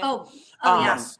I think the coach who might actually have the most success pound for pound is D'Amico Ryans, because look where the Texans were. If he wins 4 games, it's like, right, like so. And I think he's so defensive centric that you start creating and putting together a really good defense, the Texans can start coming out because nobody's expecting anything. Sean Payton has the world on his shoulders. Everybody's expecting like for Sean Payton. So anything less than that is like, right? But DeMeco Ryans, nobody's thinking anything. Like nobody's thinking the Texans. So like I think the Texans are wide open to do something. And I think DeMeco with his defensive prowess can do something. And like you were saying, Abby, no quarterback. They get a quarterback, they draft one because you know they're going to have a high pick. They draft a quarterback, and God willing, he turns out to be something halfway decent. The Texans could make some noise, definitely. Well, they have 2 picks in the first round too, so they can go offense, defense. He has full control of how he wants to play this. Yeah. So that's there's that. What about you, Naj? Listen, I'm gonna straight up go the Colts. I'm gonna go the Colts because I feel like you got a new quarterback in there. You draft coach in there. You draft a quarterback. They're the team that has nowhere else to go but up. They're the true team that has nowhere else to go but up. They were just a hot mess last season. We all saw it. We all witnessed it. They had glimmers of, I don't want to even say hope, but just like glimmers of things. We're like, oh hey, they're still around. They're still irrelevant, or still just around. And I think that if they do the right draft, they put in their homework, they're just going to be that annoying team. There's always a couple annoying teams in the NFL that we don't want our favorite teams to play because you don't know who's going to show up. And I think the Colts is one of those teams because like somehow, I don't know how they do it, but whether they're playing at home in their dome or like outdoors, they somehow can fight. They can fight you. They can fight you outdoors still. They can still put up a little bit of a fight. So I think it's the Colts for me. I agree with everybody with the table about the Broncos and Peyton, but I think again the pressure is the highest at Denver. That's like as soon as Peyton signed, as soon as the word came out, I was like, I wouldn't want any part of that. I wouldn't want to touch that with a 10-foot pole, only because it's either going to be a really high or a really low. And it's there's no middle ground for that. There's no middle ground for that team. I see. I think DeMeco Ryans has the best future out of everybody here. I think DeMeco Ryans. I mean, Peyton's already done what he has to do. I'm talking about going forward from this point forward. I think DeMeco Ryans is going to be a coach of the year candidate in the near future. I don't know if this is the year for it because they do have so many things they need to fix. But he was my guy. I liked him the most out of all the coaches that came out this year from all the hires. I still think Gary Payton. I still think Sean Payton could be the guy. Let's face it, Oakland underachieves, and I don't trust McDaniels at all in Oakland. I'm sorry, Vegas. Vegas. Las Vegas. And I also don't trust the Staley with San Diego, man. I got that one wrong too, LA. I feel like Staley is another guy that just really just underwhelms every year as a coach.